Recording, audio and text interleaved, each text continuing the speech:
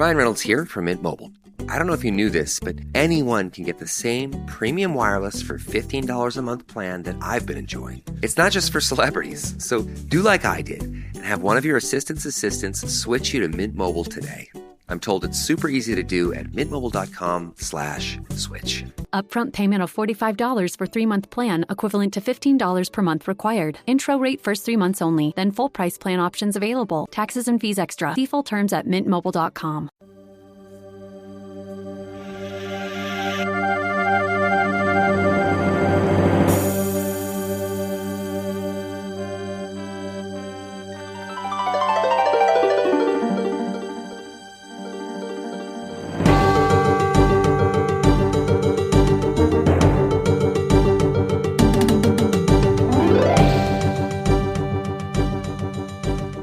Welcome to episode 70 of the Wilderness Podcast, your show for casuals done by casuals. I am your host, Dilz, and with me, as always, Mr. Deagin. Hey, how's it going? The going's pretty good. So before we jump right into things, just a little disclaimer, we're running a little late this week, just I guess, Yeah, I'll take the blame for that.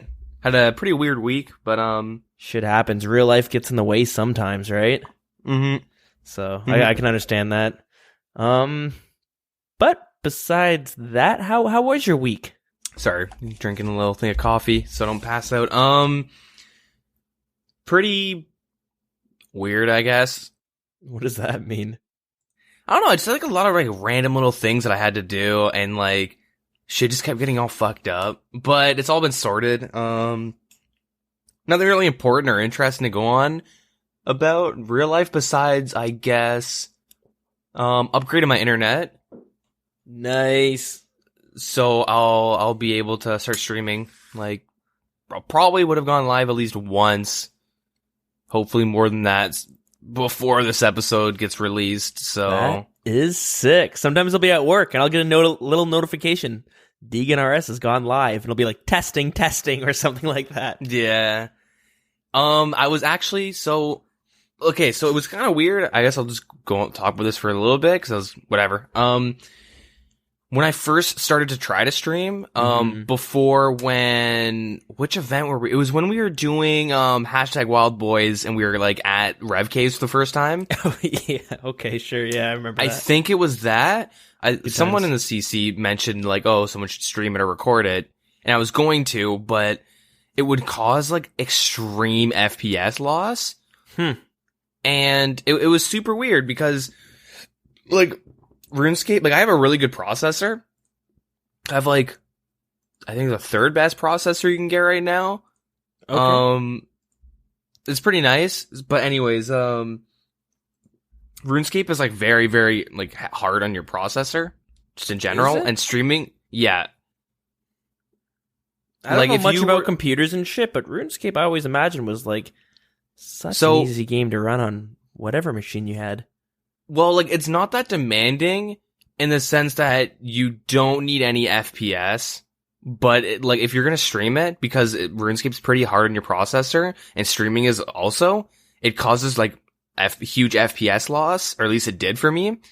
One was my internet was like bad, so like the program I was using would like cause my computer to like start framing super hard just to keep like 60 FPS. I don't really know how it worked, because I'd be like on my computer on like 10 FPS, but I was streaming in 60 and there was no lag on stream. It was super weird. It's kind of hard to explain.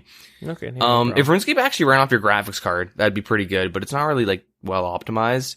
So anyways, and plus like I would just get like heavy framing issues with like all the games I play, and upgrading my internet and then optimizing like my settings like helped a lot. And so I was doing some like tests with RuneScape, and there's like a little setting you can do if you do like semicolon display FPS, all one word. We've talked about it before, but it shows what FPS and stuff you're getting within the client when you're in game. Yeah, okay. And I put a little straw poll in the Discord because I noticed something. So when I'm not even streaming, but when I'm using OS Buddy, I sit at 24 FPS. Really? Yeah, and when I stream, I sit at 24, but randomly I'll drop down to 18. And like 18 is when you start to like notice like your framing. But if I go on Conduit, I get 50, and if I stream, I go down to like 46. And like Weird. it's RuneScape, so like you don't really notice the difference between, Yeah. you know what I mean, like the FPS, because the game is on that tick system. So it doesn't really matter too much compared to like Counter-Strike. If you're on like 100 FPS to like 60, there's a huge difference and a huge advantage. But yeah. Interesting. Yeah, super weird. I don't know. If you guys have Conduit and OS Buddy, you should like check out both of them. Go to the Grand Exchange or whatever, and just check out both accounts. Have you seen that new client that I started hearing about? It was an open source client. Rune Loader? I don't know. Is I'm that just throwing it? out a random name. Is it called RuneLite? Yeah, possibly. So when I type in open source OSRS client, I get RuneLite, BeMore, and OSLite on tribot.org. So I don't know which one to trust. Open source just kind of sounds like a botting client. But I'm pretty sure it's RuneLite you're talking about. I believe so. Now, I'm not too smart with that shit, but maybe you can find someone who's good with that stuff, or maybe you are, but you can look through all the coding and see if it's got some wonky shit. I don't know, though. Yeah, I'll just type in boost FPS equals yes or something. Give 60 FPS. Do some epic hacks. But yeah, I don't know. If you guys want to like check it out for yourself, it might be worth it. And like, I do kind of think Conduit is better, as opposed to just OS Buddy. Pro, it's a different story, but even then, like, I do think Conduit is a better client. Kind of unrelated. From what I've been told, it's like the pyramid goes OS Buddy Pro at the top. Underneath that is every other client. Then underneath that is OS Buddy non-pro. OS Buddy Lite? I don't know. Yeah, just OS Buddy. Freemium. Yeah, I don't know. There's little things like Conduit, the agility, it highlights the whole click box. OS Buddy is a green dot. So for like the sake of I'm forced to watch Moana for the 5th time, I'm going to use Conduit and I'm going to just kind of like look for the big white ass boxes and click. Gotcha. But yeah, anyways, kind of pretty nice. Kind of unrelated, but yeah, just check it out. If you want to let us know what frames you get and stuff, what FPS you get, I'm just really curious. I wasn't sure if it's a me issue because yeah, someone else in the CC was getting the same OS Buddy frames and stuff in the GE. So do you want to say what that the command is in RuneScape to pop up your FPS? Yeah, so it's semicolon, like shift, and then the button next to L on the right of it. 2 of those. Double dots? Yeah, display FPS, one word. Hit enter and it should pop up in like, depending on what client you're using, but it should be like somewhere around the top right of the screen. And it'll say FPS and then rem. Perfect. Yeah. And just a little fun fact in case you didn't know, if you do a semicolon bank, it makes your guy automatically say, "Hey everyone, I just tried to do something very silly." Yeah. Little joke about the private servers. Yeah. Yeah, it's pretty cool. I like that a lot. So other than that, I guess, I got the game RimWorld. Interesting. Yeah, I was super bored one night. Oh, and I wanted to play. I gotta ask.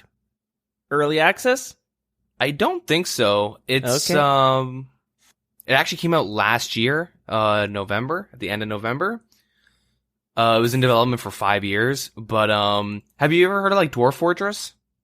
Yeah, I have heard things about Dwarf Fortress. It sounds cool, and I've kind of from what I've heard, it makes me want to try this Dwarf Fortress game, but I also hear that it's super complicated and there's a huge learning curve. Like, you can't just jump in and start playing. Yeah. You gotta watch like YouTube tutorials and shit, which I'm like, That was my issue because Dwarf Fortress is like you're micromanaging a colony of dwarfs, and there's like a lot of tasks you can do. And the game is so in depth that like you can do like everything in the game. You know what I mean? Like Dwarf Fortress, there's so much shit you can do, but also because you can do like everything, it's really complicated. And there's a huge learning curve, so that always kept me away from it. RimWorld is very, very similar to Dwarf Fortress, except like it's got actual UI and shit, and it's like got actual graphics. Like it's not like super text based like Dwarf Fortress is. And there's a tutorial and stuff. It's like the same concept though, where you're micromanaging a colony and all that stuff. Super fun. I'm just like, I got it, sat down and played it for like 5 hours straight one night. And was like, oh fuck, it's 2 a.m. I gotta get up in like 3 hours. Shit. But that's a super fun game that I've been playing. I might have to check it out because like I like the idea of it, but at the same time when I've tried to play those micromanaging games in the past, I get so kind of some things are so tedious. Well, like it's very automated, and a lot of it is you set up if you. Eventually, you're like, fuck, I need to get everything done all the time, so you have, like, your guys just kind of doing its own thing, but as you get further and further in, you dedicate certain people to certain tasks, and there'll be times you're like, alright, I am done micromanaging, I have to just wait for a random event, I gotta wait for, like, a raid to hit, or, like, someone to try and join my colony, or, like, traders to come in, so you can just take your hands off and just watch it go down for 20 minutes. Yeah? Yeah, I've got mine pretty automated, I'm just saying... I started a big cocaine company in my newest RimWorld world. What the fuck? And I've gotten like every settlement around me addicted to my cocaine, and I have traders coming in all the time and they want to buy it. So I think it's a little idea of how fun the game is. Still a big drug lord in the game. I think I'll have to check that game out. It sounds interesting. Even though I'm confused as fuck with you explaining it, but it's not like, honestly good. Tutorial like walks you through the basics super easily. Nice. You'll kind of get fucked by some random shit they don't tell you, but it's part of the fun, I guess. Fair enough. Being like, where did all my wood go? Oh, I have to make a storage facility for my wood and it's the middle of winter, and fuck, my whole colony just froze to death. Well, I got to restart now. Okay. That happened to me before. Anyways, enough about that shit. That game. Enough about that stuff. RuneScape wise, I haven't played too much actually. I wanted to do raids. This is like last week, just waiting to do raids. And like between then and now, Dexterous Scrolls dropped like 3 mil. So at this rate, it would be a month before I actually started playing and doing raids. So I said, fuck it, sold a bunch of things I was flipping. I lost like 3 mil in the process, but bought my Dexterous Scroll for 69 mil, almost 70 mil. Wow. Yeah. That sucks. Kind of got burnt 7 mil because I was like, didn't want to buy it then and there, but whatever. So I have all the prayers unlocked, which is nice. Nice. That's badass. Yeah. I already went and tested it out at Demonic Gorillas and whatnot, and it's very, very big difference I noticed. Huge difference. Good. That's honestly pretty much it. I would jump on and be like, did anything buy? Nope. All right. Anything sell? I would go on and check my flips, but I'm going to start doing raids because I have that goal of, I believe it's 250. I don't remember what I mentioned. I have it written down.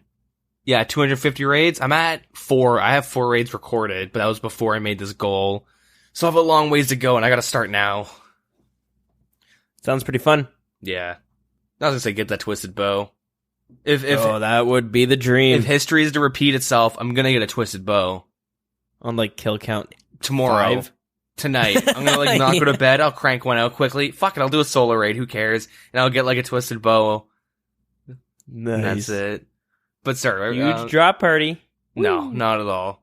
I wouldn't I wouldn't just never mention it. And episode 71, you'll be going, yes, I got banned. Like, for no reason, by the way. I for no reason, they falsely banned me for this real is what trading. Happened. I saw a bot spamming in Lumbridge. I traded him, and he gave me, like, a bunch of GP. And that was it. And I got banned for real trading. I don't know what happened. So, I'm in Varrock, right? And I see this bot, and I traded my Twisted Bow by accident. And next thing you know, my PayPal, someone donated, I was streaming and someone donated like $1,000 to me. I don't know what happened. I got banned though, stupid. I can't think of any other. Then, I'm all that. that's pretty good. That's good. I think that's pretty spot on. Yeah. I think that's it for me, though. I don't really have much to say besides stupid jokes. So, what about your week? No problem. Well, before we move on, I do want to ask, you kind of got me really interested in this RimWorld game. How is it for a RuneScape side game? Or RuneScape being the side game? It's similar to Stardew, as in you can kind of just click off and it pauses automatically. I don't know if there's a way to make it so it never pauses, but it's just like you hit spacebar, you pause it. It is super good. The only issue is you get too into it, as in, oh fuck, I was playing RuneScape. You know what I mean?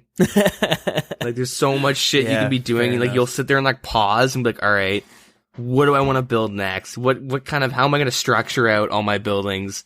All right. Anyways, we'll move on. So my week, starting off with real life, not a whole lot's going on. I'll just quickly bitch about work because why not? I've been carpooling with this guy from work and it's going good. The only problem is the past week, he's having to stay late every fucking day to finish up a bunch of work and stuff. And that's super frustrating. Is it because he's just slow as fuck?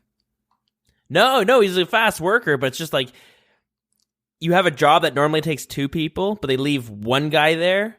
And if it were me, 5 o'clock, because we closing time's 5, so or quitting time's 5 o'clock. So at 5 o'clock, I drop whatever the fuck I'm doing and I go home. Doesn't matter how shitty the day was or how busy it was. 5 o'clock, boom, I'm done.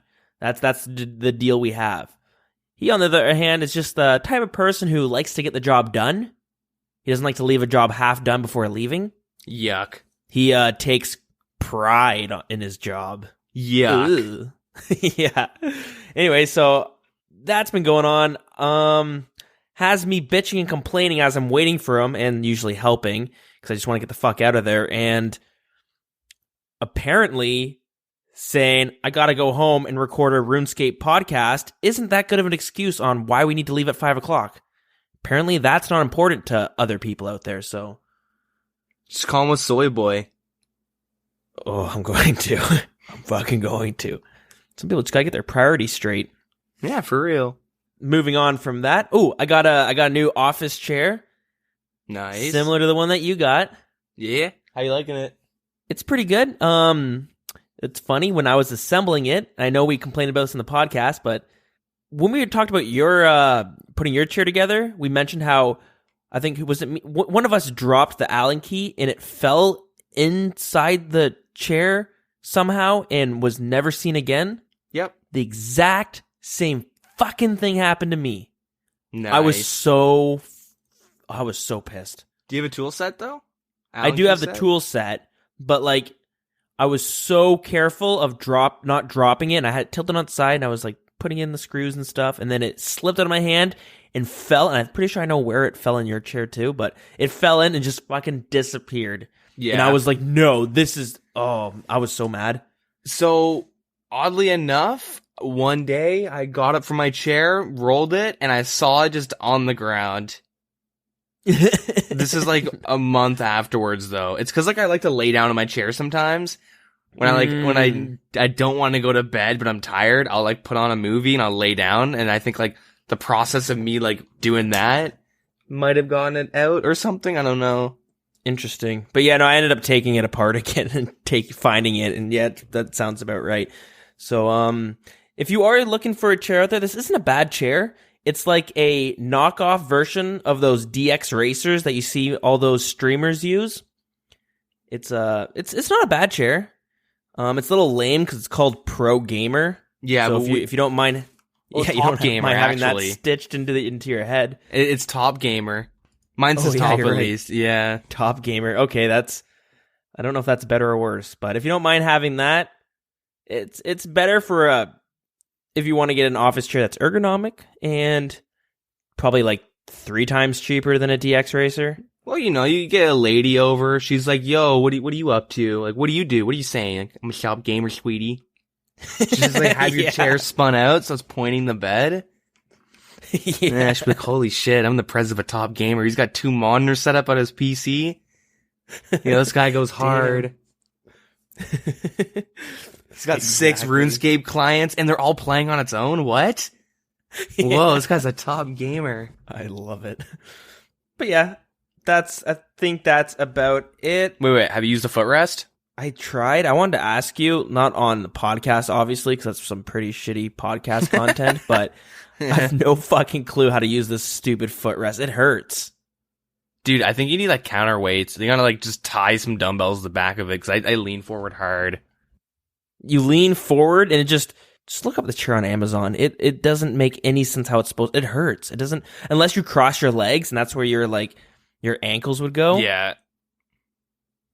I can't figure out what the point of it is. Well, I'll just say this and we can move on. I like to have my feet up on shit. Like, it's kind of, me too. Okay, it's gonna sound gross, but I have to wash one part of my wall because I keep putting my feet up on it. Well, you have to wash. How often do you clean your feet? Well, like, I just walk around. I'm in barefoot quite a bit, right? It just happens over time. Yeah. And just like I feel every day, like just putting my feet up nonstop and shit. Yeah. And just like I come back from like whatever being out, take off my socks, and just I find myself planting my feet up on the wall. And after like a month or two, I notice like a discoloration. This mold growing on the wall. And I'm like, oh, that's so a toenail stuck in the paint. No, but I have to wash it. And like at least with this, you can like put your feet up on, I guess. We'll move on to our weekly Let's Talk About Furniture segment, and we'll move on to my RuneScape. So this has been a very eventful week for me. This has been like, I'm taking Deagin's shoes right here and stealing all the RNG thunder. Yeah, okay, so we're going to move on to the news. I'm kidding. I've been stealing your RNG this week, man. It's been crazy. So I'll start off with the mundane shit. I got a clue scroll which required me to get the Lovakenge, whatever it is, one of the houses on Zaya. I had to get that favor. It was pretty shitty, but not too bad, and I'll explain why in a second. So we're gonna be talking about this later on, but gotta mention it now. So this is probably where I hit the fucking jackpot when it comes to RNG. Mobile betas got sent out this week. And shit, I got the golden ticket. Nice. Man, I was stoked. I was at work, and I work with another guy. He knows of RuneScape, but he doesn't play. He doesn't know. He's heard the name, but he doesn't know it. He's kind of a gamer, but yeah, not a scaper. Anyways, I got the message, and I was literally like, yes, and I was like cheering to myself. And he's like, what's going on? And I was like, dude, just got the mobile beta invite. You have no idea how happy I am right now. There's only, like 2,000 people or something that got it? So it's kind of confusing. Again, we're going to go into more details of it later, but it's hard to say because not everyone was eligible for a beta invite. That's all I'll say right now. I don't want to give it away. Yeah. So it's hard to say how many they actually sent out. If I were to, they said 2,000. But did they send out 2,000? Did they hold the other 1,000 for some other people because they weren't able to receive it this week? I would say they probably sent out 2,000.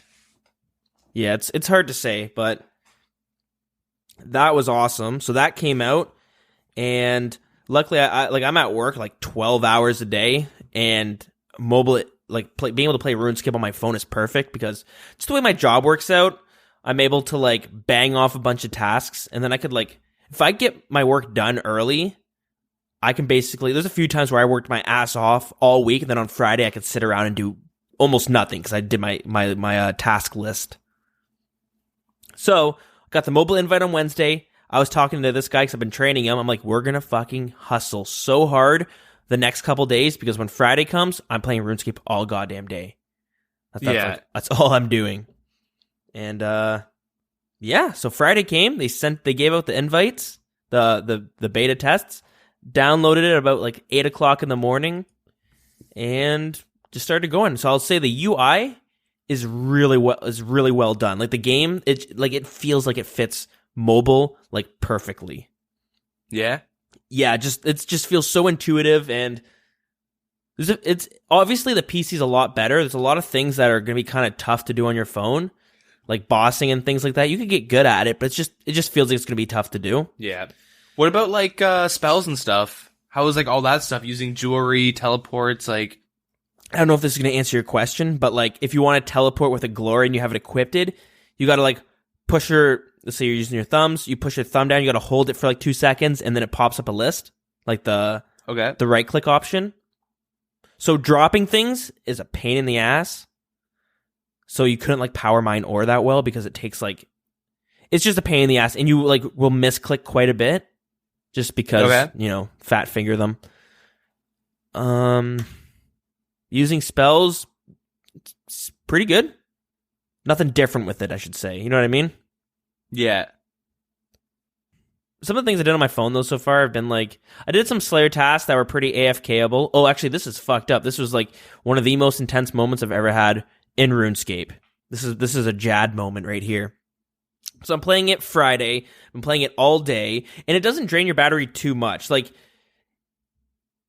after 2 hours, it drained it like maybe 25 to 30%. But then again, I also have a bunch of shit running on the background and stuff like that, right? Mm-hmm. So a lot of that is also affecting it. But I'm playing it throughout the day, and we go home at 4 o'clock on Fridays. So it's about 3:30, and I'm at 5% right now. And I'm just like, I'm going to keep playing until my phone dies. And then I'll just go home and charge and shit. But I'm going to kill the rest of the day playing RuneScape.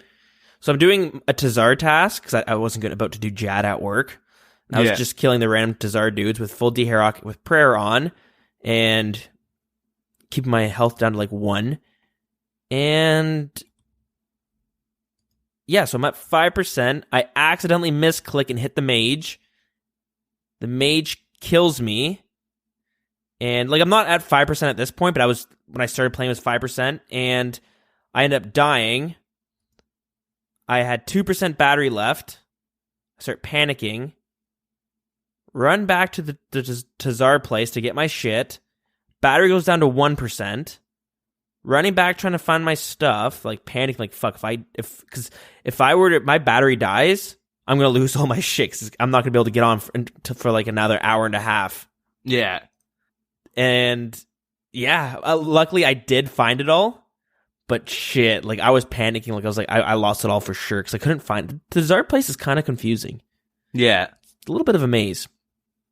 But yeah, and besides that, most of the stuff that I'm doing on my phone, it's like farm tasks. Just because, like I said, with my job, I can bang out a task and then I can take like a 15-minute break and I'll jump on, do a herb run, then get off, go back to work. About 2 hours later, I'll jump back on, do another herb run. Keep kind of doing that shit, right? Mm-hmm. And it's been working out really well for that. And I was also able to bang out my favor for the Lovikenge. Lovikenge? I don't even know how the hell you say that name, but I was able to bang out the favor for that one while I was at work, which was pretty sweet. It's so satisfying being able to escape at work. Yeah. Gotta be careful. The first day, my boss walked in on me and I was sitting on my phone, so gotta be careful. Luckily, I'm in good standing with them because I get all my shit done, but I'm sure if he comes in every single time in the house and I'm sitting there on my phone's tilted on the side, so you can tell you're playing a video game, right? Yeah. I'm sure it's not going to look good after a while. Man, I just didn't even think of the dying and then having your phone die. Sorry to jump back a bit, but oh, no problem. It was a fucking intense moment. I was panicking because I was I misclicked. I was half paying attention because I'm at work and there's some of my coworkers are in the same house that they're working in. Mm-hmm. So I'm and then I accidentally click it, died, and then I was like, shit, this is no good. Another part of the game that's kind of annoying and weird to mess around with while you're on your phone, it's the bank. Because not only is the bank small, but you have to click on the side scrolling bar, and you have to drag that. You can't you can't flick? No, not yet. At least they might fix that, and I hope they do because it's just kind of hard to find shit. If your bank's not organized, it's gonna be a pain in the ass. Yeah, especially if you don't have tabs. Oh my god, because the scrolling bar is so small. I don't know how you're gonna be able to click that one. But yeah, that's been pretty damn cool. But that's not all that's kind of happened this week. It's still been a pretty big week. I had a Cerberus task this week. So I've been working on that one. And shit, the RNG didn't stop right there. Got fucking Primordial drop. Damn. It was what kill count? Awesome. Like 600 and something. Nice. It's not bad. So I got that Primordial drop, 20 mil. I was I was pretty pumped. I've never got a big drop like that before. Went out, bought a Amulet of Torture. Nice. And I had some money on the side as well, so I was able to buy Primordial boots. Yep. And, well, the reason I could buy Primordial boots, because later on, same task, got the Smoldering Stone, which for some reason has, has almost tripled in price. It's like 2 mil right now. Really? Yeah, I cannot figure out why. Damn, dude, that's pretty good. Okay, 1.5 mil, but when I sold it, it was like 1.8. So I don't know what the hell's going on there, but big drop there. So yeah, then I got the internal crystal shard. So that's a couple mil. Yeah, was it nice. 5 mil? 3 mil. Okay. So it's not bad. It's pretty good. And lastly, kill count 603. Got the fucking Cerberus pet. Damn. So that was unreal. I got, so far, and I still got like 30 left to kill in this task, I've gotten every single unique except for one of the jars, which is like the worst unique you could get. Yeah. Still, that's pretty nuts. You got, is that like a 20% chance? For the pet that task?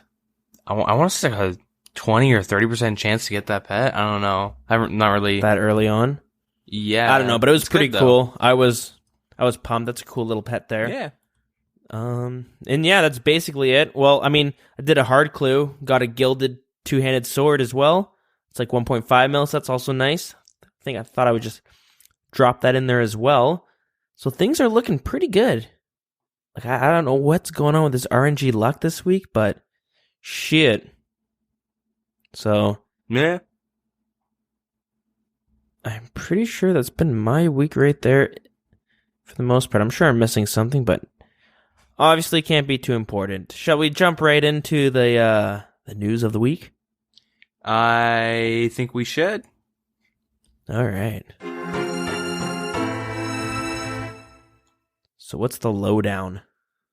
All right, so first up, we kind of mentioned already, but the beta invitations have been sent. You'll find them through the in-game message box. If you had gotten one or if you haven't checked, most likely it'll be a billing message, but you never know. Yeah. I know I cleared mine before the beta came out and I got on because I got a message on Discord for someone saying, dude, and when I got home, I got on. I'm like, yo, what's up? He's like, yo, your brother got into the beta. I'm like, no fucking way. And I go and check if I do. And if I did and I saw one unread, I'm like, holy fuck, I got in. Opened it up and it was a billing. So mad. And I cleared it before. They sent out duplicates. I cleared my billings beforehand so it wouldn't happen, but whatever. Honestly, just the way she goes. Yeah. Plus you get way more use out of it than I would.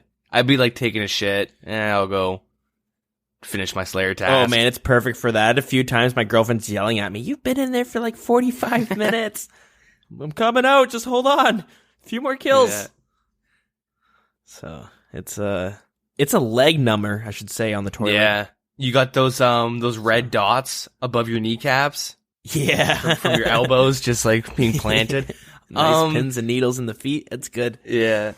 Can you play on any account on your phone? No, it's just my Dilz account. Damn it. Start selling game time. People would probably buy your phone for a fuck ton. You could probably sell your phone for $1,000 plus easy. Yeah, I mean, if any account could, there'd be people out buy. Dude, people were buying Flappy Bird iPhones for $1,000. Yeah. When that app got discontinued, yeah, it was stupid. Anyways, we'll continue because this isn't Flappy Bird week. On the which we talking about mobile beta soon because there's a few things we do have to mention about this. Oh yeah. First things first. Unfortunately, the beta is only a week long. Oh, really? Yeah, so... Oh, that sucks. I thought it was like until the release. That's what I thought too. And like, then they send you a message. It'll be going on till February 8th. And I was like, oh. That sucks. Yeah, it's a little disappointing. But I mean, it's still good. A week's worth is great. And seeing how well it performed on my phone, it's got to be just around the corner. I know there's like a lot of things they need to check, but it's so well optimized for it. And something that's also great to add is, like, not only is this great for, like, you know, we play RuneScape on the PC, not only does it work really well on the phone, but even as it's, like, people who play, like, mobile games a lot, this game is going to be a fucking really good mobile game. Yeah. Like, it's not like we'll go on it and we'll just deal with the shit, how annoying it is to do it on your phone because it's RuneScape. But, like, as MMOs go, and most freemium games, if we're just talking about free-to-play, this is probably going to be one of the most well-done freemium or free-to-play games on mobile phones. You don't have ads to deal with. You don't got fucking all this shit popping up being like, oh, you can't woodcut for the next... You've already cut your full inventory of logs. Pay this much money now. You know what I mean? Yeah, you are out of energy. What is this, RuneScape Classic? yeah, exactly. So it doesn't have any of that stuff, and free-to-play is decent. Good. Yeah, it's good. Yeah, it satisfied a lot of us when we were younger for a long time before we got membership. Yep. I remember, like, spending hundreds of hours of, like, I want to do every free-to-play quest before I even think about doing members. All right, I want to get these stats before I even think about becoming a member. Like, I had all these free-to-play goals I had when I was, like, a little kid. Yeah, so I'm pretty positive that this is going to bring in a lot of new players. And I know we've talked about it before. A lot of it's just kind of speculation, though, because we're just kind of assuming it's going to be on the phone. But, like, playing it, I'm just like, you know, people are looking for an MMO on their phone because there are a bunch of people who look for it. And there's a few of them out on the phone right now. And I'll be honest, they're not that good. They're okay. They do the trick. Yeah, for like a week max, though. Yeah, like a lot of them are, not only are they freemium, we got to pay for these fucking pay to win, but there's this new system coming out where it's, you don't even have to play it. You click click some button and some bot's playing for you. Like, it's automatically going around grinding monsters and shit. Yeah. So it's weird. I know a MapleStory game's coming for your phone, and it has you push a button and it's going to go ahead and start grinding for you, so you can put your phone down and just walk away. Oh, God. So, yeah. Luckily, RuneScape's version of that is click on a yew tree. Yeah, I do want to say, when mobile does get released, if you're a bondscaper, when I say that, I mean, like, you make all your money through buying bonds, you're going to take a pretty heavy hit. Like, bonds are going to crash in price. Also, if you're thinking of, like, going through memberships, like, paying for membership with in-game money, wait, like, 3 days after mobile is released, and then look at the prices and buy a bunch of bonds, because they're going to crash super hard. Think so? I know so. 100%. Because, like, this brings up an interesting kind of, like, discussion, because I was thinking about it and talking with someone about it. Because either bond prices are going to go really high up because you have all these new players who are going to want to grind for them. But since these are mobile players, they might be more inclined to pay for bonds. Like, pay for membership and then buy bonds to get themselves ahead, right? Because it could go either way. Alright, so as of right now, bonds are about 2.8 mil. Yep. So, what does 2.8 mil buy you? Well, Deagin, that is a great question. That buys you a whip, and you have 1 mil left over.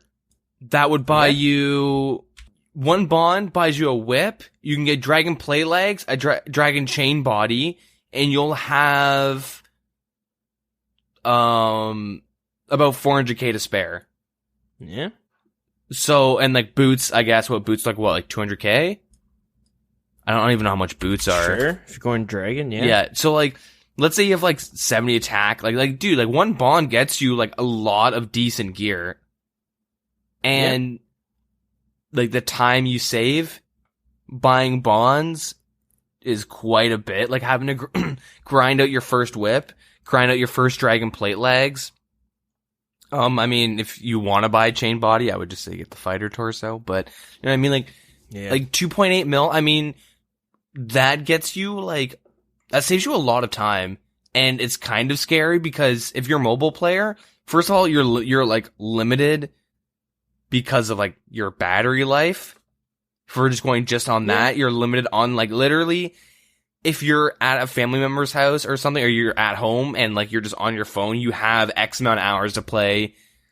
As like a PC, you're like literally the only time is like when I have to go to bed or when I have something to do, like a responsibility or something I have to maintain. Mm-hmm. But like phone, it's like you're limited on your battery life and like you're kind of limited on from that alone, but also just mobile players are more impatient. So it's like, I mean, are you really going to grind, like if you're free to play, are you really going to grind 60 woodcutting on your phone? Which I don't even know how long that's going to take you because you make no money up until you hit 60. You consistently make like dick all, like plus getting the rune axe and stuff like that and like whatever. Like you don't make that good of money until level 60, and then even then, like how much is a U? Because I did like, I have like I have a picture of me woodcutting my use for like a whole week straight, and it's not that much of like a lot of hours. But yeah, you make like, all right, it's actually right here. Okay, yeah. I made 8.2 mil over the course of like, I want to say it was like 2 weeks or something, or like a week of like woodcutting use like a lot. Like it's pretty shit money. Yeah. And I don't know, bonds will dip down quite a bit, which is also kind of scary though, because like the only thing I'm worried about, and it's not like even though it sounds like I'm just blaming mobile users for like if anything bad goes on, it's gonna be mobile's fault. It's more of like I mean, it'll add to the problem, but people are just very impatient when it comes to RuneScape. Yeah, that is true. So I don't know. There will I do think with the release of mobile, we will see some changes, especially how anybody can vote on the polls. We're gonna see like a drastic swing on where, I mean, the game is already headed in a funky direction, and we'll talk about that pretty much now. I don't know if you have anything else to say about mobile, but. Well, quickly, I do gotta mention, because you can't have a good release without there being some controversial issues with it. Yep. So I mentioned it before, but about why I'm not too sure if 2,000 invites went out or not, but they failed to mention that iPhone users would not be getting an invitation because they're having problems with getting it onto the Apple Store. Yeah.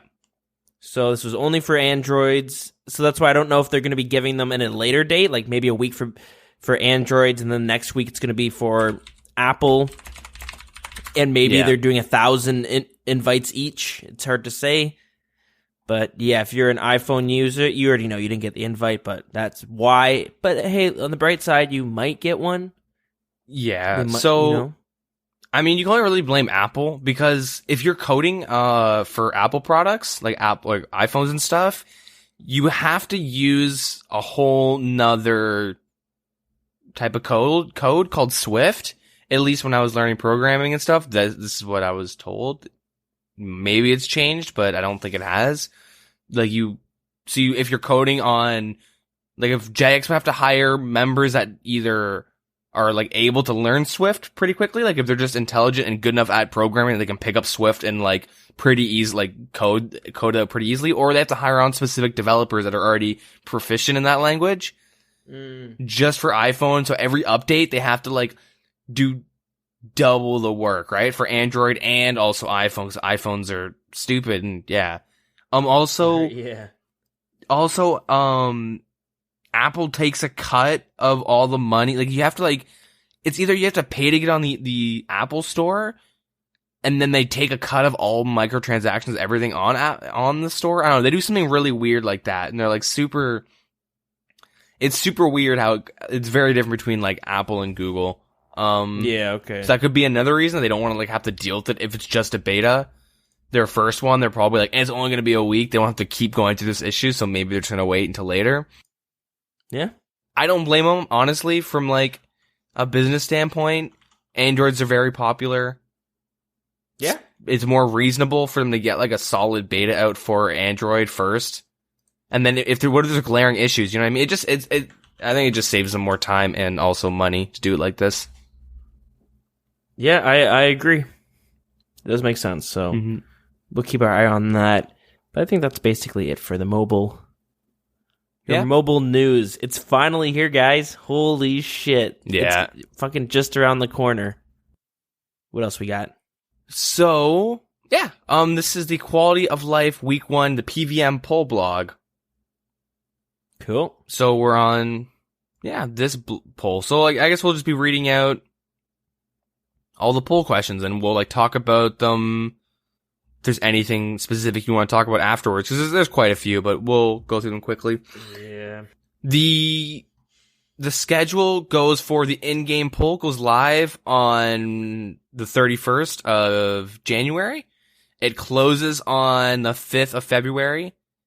And then that's when the skilling blog will go live. And then the content for this blog will be ready on the 8th. Okay. So we'll also go, like, everything in this poll that passes, there'll probably be something extra as well added from like previous polls or shit that they just have to add still. It won't just be this stuff. There will be stuff like that. Yeah, they usually, it's pretty common. So as always, if you want to like make suggestions for whatever, just go to the forums, the 2007 Scape subreddit, or the Oldschool RS, and share your suggestions for the next week, which is skilling. So yeah, anyway, so we'll start.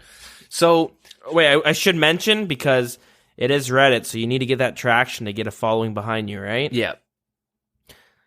Best time to post a thread is around 10 a.m. Eastern Standard Time. Yep. So, just a little fun fact there. Yeah, maybe a little bit beforehand. Maybe like a minute before. If you got a good idea, between 9 a.m. and 11 a.m., I'd say. Yeah. I do think that's when social media becomes the most active, actually, weird enough. Yeah, I guess fair enough. Yeah. Yeah, anyway, so we'll start. So the first question is, should a peak option be added to the Lizard Man Canyon, and it allows you to check if there are any players before entering? I don't see a problem with that, to be honest. They have the same thing with the Monkey Madness 2 tunnels. I think this should be added because you have to bring a stamina potion because you have to run back and forth nonstop. You know what I mean? I have heard that it's kind of annoying. It's so annoying. Yeah. They also have this for a peak option added to the agility shortcut near the Calphite Queen lair entrance. That one seems a bit weird because they already have one. Yeah, so this is a little unnecessary, but it's more or less for like if you have the diary done and you want to like use that shortcut that's right by your thing, you can, I don't know. Unnecessary, a little too quality of life, you know what I mean? To the point where it's like, how lazy can you get? Yeah. Like for the players, not Jagex. But yeah. Should it be possible to automatically continue attacking your target after trying to use a special attack when you don't have enough energy to do? That's caused me problems in the past, but you know what I mean? It's I don't know. It's part of the struggle with the game sometimes, right? It's hard to say. That is a quality of life change right there, but I struggle. See, the biggest change is PvP. True. You fuck it up and you don't miss out your attack for being too antsy. Yeah, what if you're spamming Granite Maul? Oh, well, you just waiting for the spec to come back? Well, like, because you double spec, but what if you, like, you know what I mean? Yeah, sort of. I don't know. It's a weird change. I don't really... See, I don't know enough of, like, what this would actually change, because, like, from what I'm thinking about it as, is, like, I seem to attack back afterwards regardless, because I'll have auto-retaliate on, or I'm PKing, and, like, I'm not specking without... You know what I mean? I always have spec if I'm trying to spec. Yeah, but sometimes you lose out on the tick if you're, like, say, PVMing with auto-retaliation on, and you fuck it up, and you might lose out on one hit or half of a hit. You know what I mean? I guess. I mean, it's not that big of it. Like, no, it's not that big. I don't think it's a big of a deal, but I mean, I don't know. It's probably, I haven't even looked at the poll, but it's probably passing. I mean, history repeats itself. It's probably all of these are passing. Because it's PVM and it's quality of life. I just think that, like, this specifically, because I don't see anything that big of a deal with it not being in the game, that if it becomes added, it actually might cause a big issue. You know what I mean? It's like, if it's not broke, don't fix it. Even though this might be broken, but it doesn't really seem like it's a big issue. I don't know. Maybe I'm just ignorant. Yeah. I don't really know. But, yeah, we'll move on. So, should there be a new orb added to the bottom left of the mini-map, which displays your special attack energy levels? This would be for information only, and you cannot interact with it. So by default, it will appear for all players, but it could be disabled alongside all mini-map orbs via the data orbs option. So you might be like, well, what the hell? They already have this. And that's because you're using a client. This is for default and mobile, so yeah. Oh yeah, I should mention that's one thing that was kind of on mobile. I fucking missed the client. So much information you get from it. Yeah, there's a lot you'll be missing. Besides the gains. But yeah, orb sounds good. If it's in a client that everyone loves it should be on the default client. Should the rewards from the Champions Challenge be improved by offering an experience lamp that provides 10 times the standard experience normally received for each champion slain? So players that have completed any of the challenges will be able to redeem the lamp. I talked to an NPC. Mm-hmm. Kind of weird. I mean, it says quality of life, but this isn't really quality of life. Yeah, so I was going to add at the end, but I'll just pepper it in right here. I think it was Mad Aiza mentioned that, because a lot of people are like, half of these aren't even quality of life. They're just small updates, and as we go through the list, you're going to be like rolling your eyes or like face palming at the fact that this is called quality of life, but it's mainly, should have been called minimal effort updates. Yeah. Personally, though, with that one, I think that's okay because the experience you currently get from the Champions Guild or fighting the champion with the Champion Scrolls is like so minimal. Like, it's nothing. It doesn't barely benefits you. Yeah, you get shit. But I always thought it was more of just a fun little completionist thing you get to do on the side. Yeah, nothing you should really be rewarded. Yeah. It just kind of, it's worrisome because I guarantee this is passing, and like, there should be some things you do just for the fun of doing it. Like, what's next? You get experience, you get range experience and hunting experience for killing chompies and getting the hats? Well, the only thing is like, you don't, like the Champion Scrolls, there's nothing really to gain from it at all. Well, like, you have the cape. Yeah, you get the cape now. Even the cape, it started off as like, hey, wouldn't it be cool if you just had a really high chance of killing a goblin to get like something cool that you get to kill a cool goblin guy, and then you just like put up in your player-owned house or something to just say you killed one. Like that's kind of a cool idea. Like, yeah, let's add that. That is pretty cool. We'll do one with fire giants, and we'll do one with skeletons and zombies. Yeah, like that's kind of cool. Just random monsters that no one really cares to kill, and then it's like, wow, Jagex, I have them all done, and I got nothing out of it besides shit on my POH. Give me a cape at least. Okay, yeah, here you go. Man, I get shit experience and I'm grinding out my champions. Alright, we're gonna add times it by 10. Like, it was supposed to play just devil's be advocate, though. Like, I have a few champion scrolls in my bank that I just have never done because I can't be bothered. I don't want to drop them because they're so rare, but I'm just like, I'll keep them in my bank. Maybe I'll do them eventually, but I'm probably never gonna do them because I'm like, what's the fucking point? It's not gonna be that much fun. It's gonna be super easy, and like, I may as well just drop them. They're just kind of useless, right? I mean, I've gotten 3. I've gotten a goblin on my Iron Man. I've gotten, like, when we used to do the challenges, I got a goblin on my main, which I was doing to unlock the music. And then I got the fire giant one. And I've done them all just for the sake of, fuck it, might as well do it. It doesn't hurt. It takes like 2 seconds. And, like, I don't know. I don't care that, like, sure, I'd be getting a bunch of free Slayer and health experience, I guess, but I just, They're just, I feel like they've noticed that they're like, yeah, I get it as a drop, and the only thing I get from it is like, oh, that's funny. It's because it's so rare and so useless. Yeah. Okay, at least times its stats by 10. Make it like so I don't just AFK, go in with just my AGS or like Fire Strikes and walk out afterwards. Yeah. Make them fun. Anyways, we'll move on. Should the herb seeds appear on top of the other less useful seeds? Sounds good to me. Should Dagganoth bones appear on top of hides? Sounds good to me.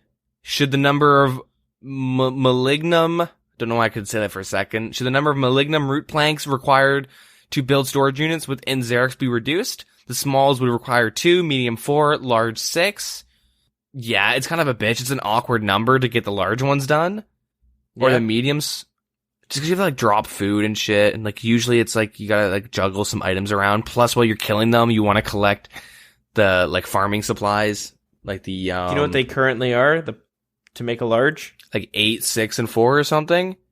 Oh, okay. Something like that, yeah. I don't really have anything to add for that one because I'm not too sure.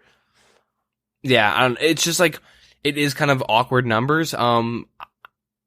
I guess so, because it doesn't really matter too much because like, if you're new to doing raid, I guess this would be more important for people who can like really do raids well, like good raiders, not like little trash boys like me. Usually by the time I get the 8 planks, I should have enough supplies to make enough potions for the rest of the raid. I know some people can just do raids in one inventory. Like they just start and they just go from start to finish without having to stop. Like they're that good at them. I guess, for those people, why not? I guess it saves them a little bit of time. I don't really care too much. I'm not too invested in that change though. The next one is, should the name of the player who receives a drop from any boss within Chamber of Xerix be broadcasted to the current raid party? That sounds fun. I don't see a problem with that. Besides like, fucking, if you're trying to scam them for like a twisted bow or something, and you guys agreed on splitting whatever drops come. Yeah, I think their biggest thing is, well, one, if you're gonna scam, you're gonna scam. The only issues I can see is if you're in a free for all, you're gonna have people trying to ask you. Like if you're in a free for all and you get a twisted bow, I guarantee you those people are gonna try and add you and ask you for some money.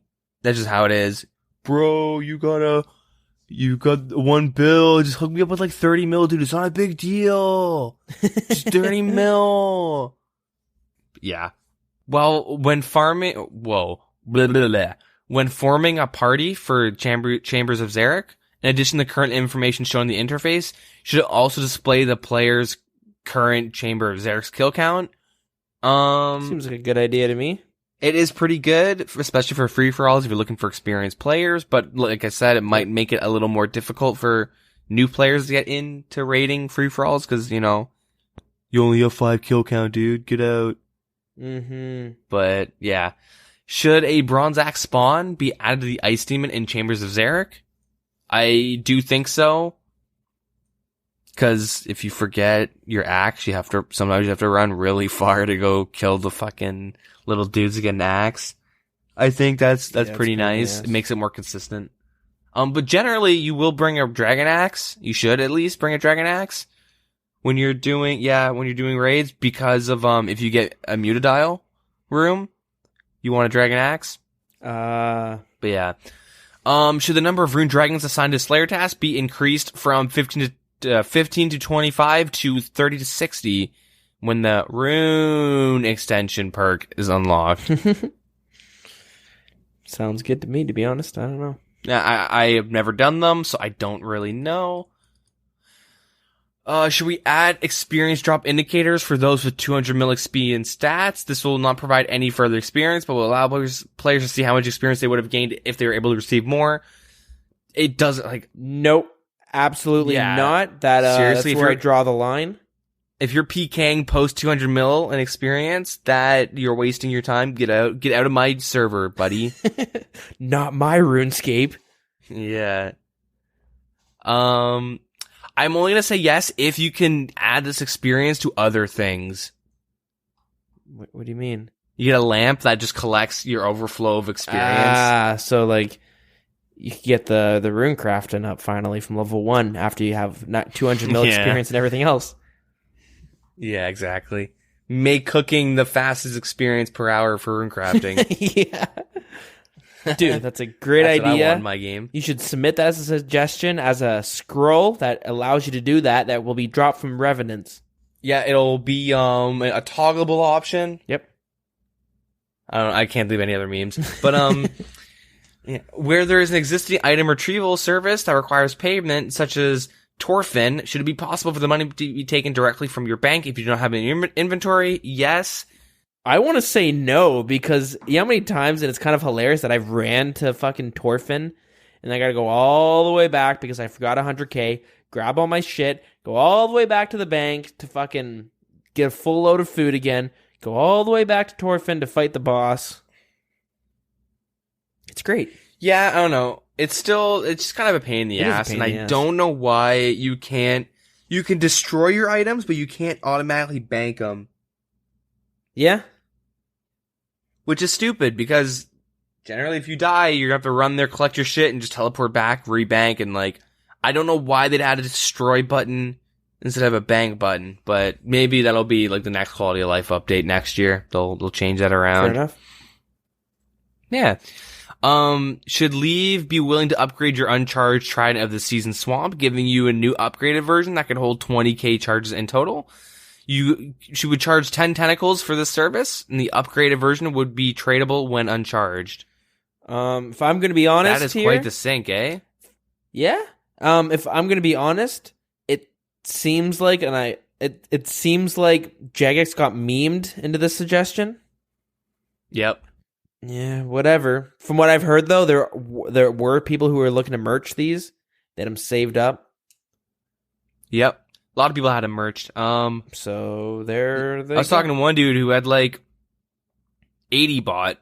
He bought 80 when I was talking to him around like September-ish. I don't know why. He's like, yeah, you should buy some with me. I was like, no. What am I, an idiot? Dude, clearly I am, because I didn't buy a bunch. Dude, man, it's to the moon, I tell you. It's just only gonna go up. Well, like, a lot of people saw that, like, tentacles, they did need which is ironic, because we needed a whip sync, so we came out with tentacles, and then the tentacles needed a sync. Yeah. You know what I mean? Yeah. We're gonna need a Trident sync soon. Okay, I honestly don't really like this, I'm gonna be honest. Because it reminds me of when the Revenants were dropping 100 dragon legs. Yeah, that, but I also feel like, wasn't the trade-off of these Tridents that you had to micromanage charging them? Yeah. You had to, like, make sure you kept them charged and shit. Now it's like, well, buy a bond, charge them up, and you're good for, like, a month. Do you know how much 20k charges is? You can't even buy them all if they grant exchange at once, I don't think. Not the fire runes, buy 20k at least. charges. No, definitely not the fire runes. That's 100,000 fire runes. Yep. Which, what are they, like 5 GP each? Something like 4 that, yeah. GP each? Yeah, it's quite a bit of money to fully charge it. I know, so here's the devil's advocate for this one. The blowpipe can hold, like, what, 16,000 shots? Yeah, something like that, something ridiculous. So it's a high number too, but my argument against that one is that the blowpipe's a lot faster. Busted. Yeah, it's also busted, but the Trident is slower. Yep. So you technically get more shots out of a Trident than you do a blowpipe. I mean, you know what I'm trying to say. Yep. You get more time used out of it. Yeah, exactly.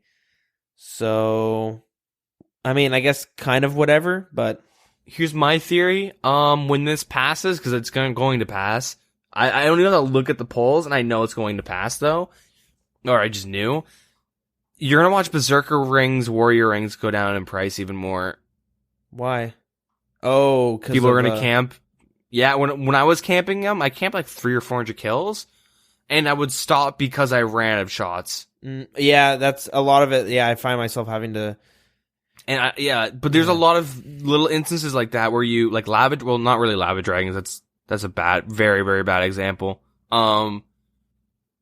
Any boss, you got to kill it. The amount of times I go to Kraken, and I'm running out of shots trying to kill it, and I'm like, oh, I gotta go to the bank again. And I lose my fucking spot. I mean, with Kraken, for me, I charge it in between every task because I just like having it fully charged. Fair enough. Before every trip, I mean, because I'm weird like that. But a lot of it, like there are some places where you can kind of camp indefinitely with a trident. Barrel prices might even go down a bit. I would not be surprised. Not as much as I do think. Like people will camp. Sorry. I do think we're like if you can use this, like things will probably tend to go down because people will be buying this new upgraded version, which makes it more efficient to do these as well. And they're going to do it just because they can. How much are tentacle whips? Like a 400k? Tentacle whips or the tentacle? Or tentacles, sorry, just the tentacles. 400k each? They're 400k each now. They used to be about 100k. Yeah. Okay, let's go back and look at this. So before this was put on the poll, they were going for about 100k each. Poll happens, they go from 110k straight up to 475k. Yeah. So whoever the fuck wanted to merch these just quadrupled their profits. Yeah. Whatever. Yeah. I mean, rich get richer, shake my head. Yeah. It does seem a little weird. But I mean, I guess kind of whatever. Yeah. It's not the end of the world. Yeah. I do expect Zerker rings to go down even more and Warrior rings to go down even more, and people go, why are they so cheap? They're 50k. Jagex, we need a Berserker Warrior. Let's put them together. Okay, we need 6 tentacles and 2 whips and a trident, and then you put them with the 2 rings, and now you can go invisible like Lord of the Rings. That'd be cool. Yeah, that's just you. Dude, have you typed that suggestion on Reddit yet? Yeah, I'm just changing all the text to yellow. Oh, nice. Saving it for tomorrow morning? Give me a second. Yeah. Whatever. It's probably not that big of a deal. I'm probably just being a little dramatic about it, but whatever. Next question. Should the entrance to the Grotesque Guardians be altered to be more fitting to the environment? I kind of thought it was good enough as is, but it was okay, but they look kind of silly, sort of. Is it the fact that it's a portal or something? I think it's a portal and it like teleports you to the roof. I imagine it would turn to be more of a staircase now. That you walk on. I don't know. So here's my question. Why the hell do rocks still fall from the sky when you're fighting that boss? Maybe it's kind of like a gazebo roof made out of rock. See, I was just thinking that RuneScape is entirely underground because of this. Oh, that's right. We talked about this before. Yeah, everything's black and rocks fall from the sky. Right. That is very interesting. Yeah. Maybe Gilnor is in like a terrarium. Dude. Someone's kind of like manipulating everything. What if we're in like Zazma's bedroom? Yeah. What if we are Zazma, but we don't even know it? You just play on his account in your sleep. Dude, I haven't seen him on in a while. Yeah. That could explain it. Yeah. He's never on when I'm on. Nope. Anyways. Yeah, should a kill timer be added to Grotesque Guardians? Only future kills will be tracked if this passes? Sure. I don't know why there isn't already, but I want to see myself kill him in 5 minutes. I love that. It feels great. Should the Tokul and Numulite drops be automatically added to your inventory whilst wearing the Ring of Wealth as coins currently do? Yeah, I don't know why they don't, but... Because nobody uses Ring of Wealth to complain about it. Yeah, that's true. I used to way back in the day because I thought it would give me a better chance.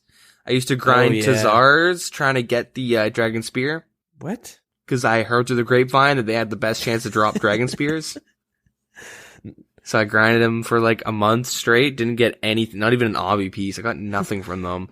Every day after school, I would sit there and farcast fucking Tazar bitches. It was awful. I used to fucking kill Fire Giants and Dust Devils. The Fire Giants for the Dragon Medium Helmet and Dust Devils for the Dragon Chain.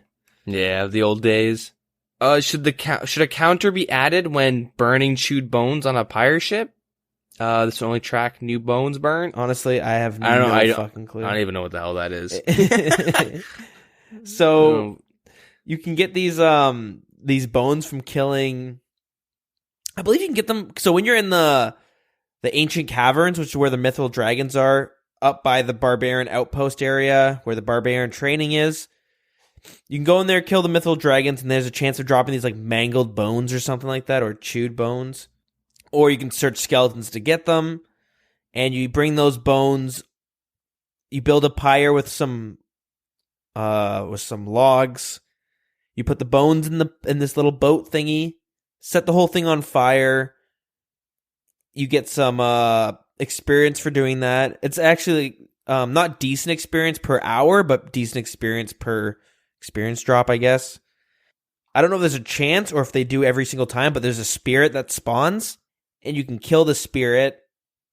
One of the types of bones, the ones that come from the mythical dragons, has like a 1 in 250 chance of dropping a dragon full helmet. Okay. So it's like a little added loot table if you're going for that dragon full helmet, because I think it's worth a pretty penny. Yeah. So that's what that is. Whether now for tracker, I would like to know why someone's suggesting this, as in like maybe it's just cool to have it, or maybe it'll actually help you do something. Maybe they want to see like, oh, I should have got the fucking dragon full helmet by now. Then again, I might be getting the bones mixed up because I know there's 2 different types. This one's only talking about chewed bones. So I don't know. I don't really know. Yeah. I mean, here's the thing: if if adding this makes it so I don't get more bank space, then keep it out of my game. Give me some more goddamn bank space. I know they can't do it, but fucking give us more pins to put on stuff so we can get like 8 more slots.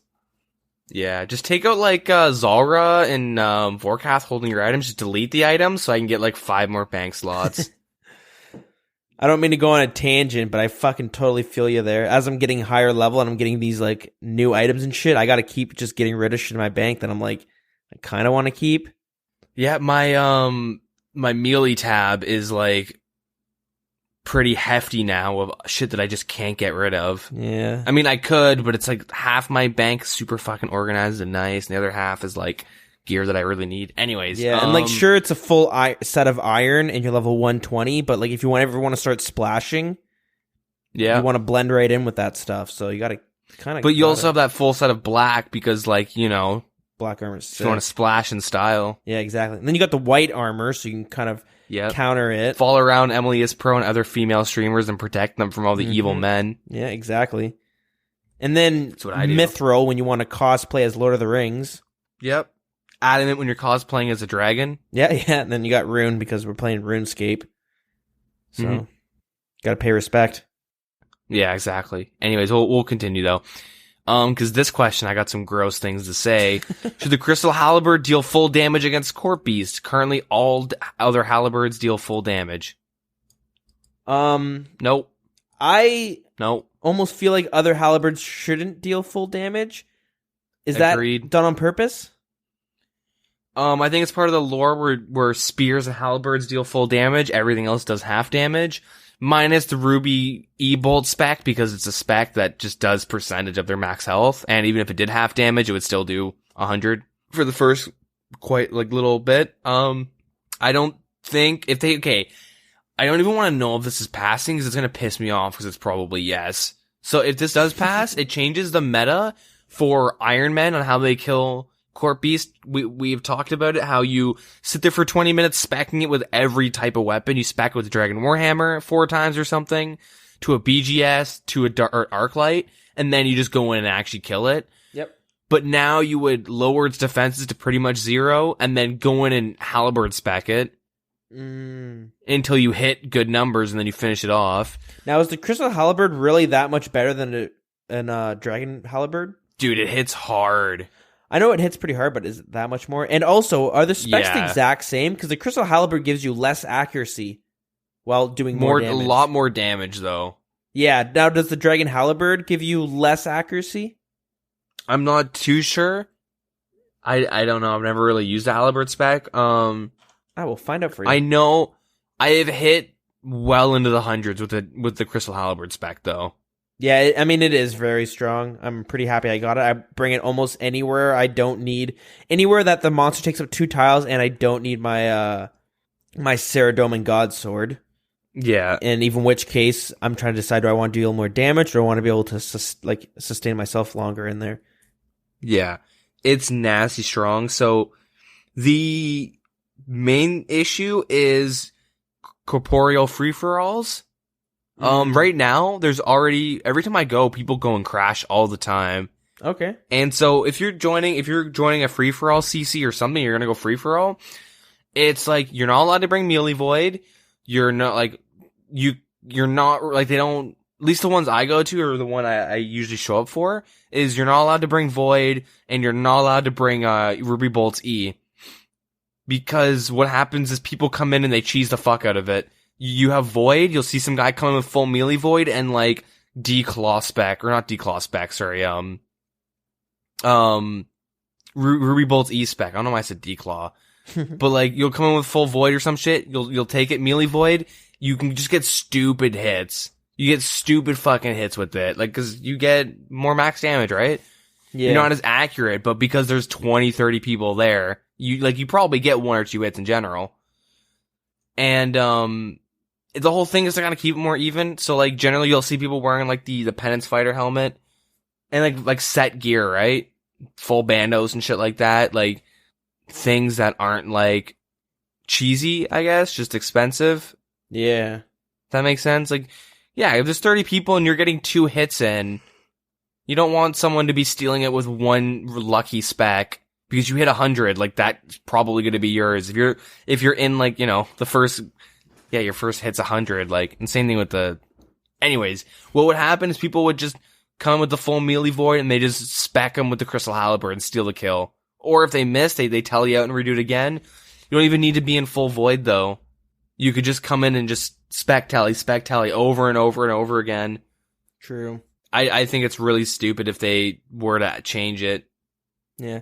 I will add, though, that both the Dragon Halley and Crystal Halberd have the exact same special. So it's 10% damage with a 25 reduced damage. 25 or 30, I just closed it, so. The max hits are probably different, though. You're not going to be hitting the same. Like, Crystal Halberd's going to be much better. Yeah, sure.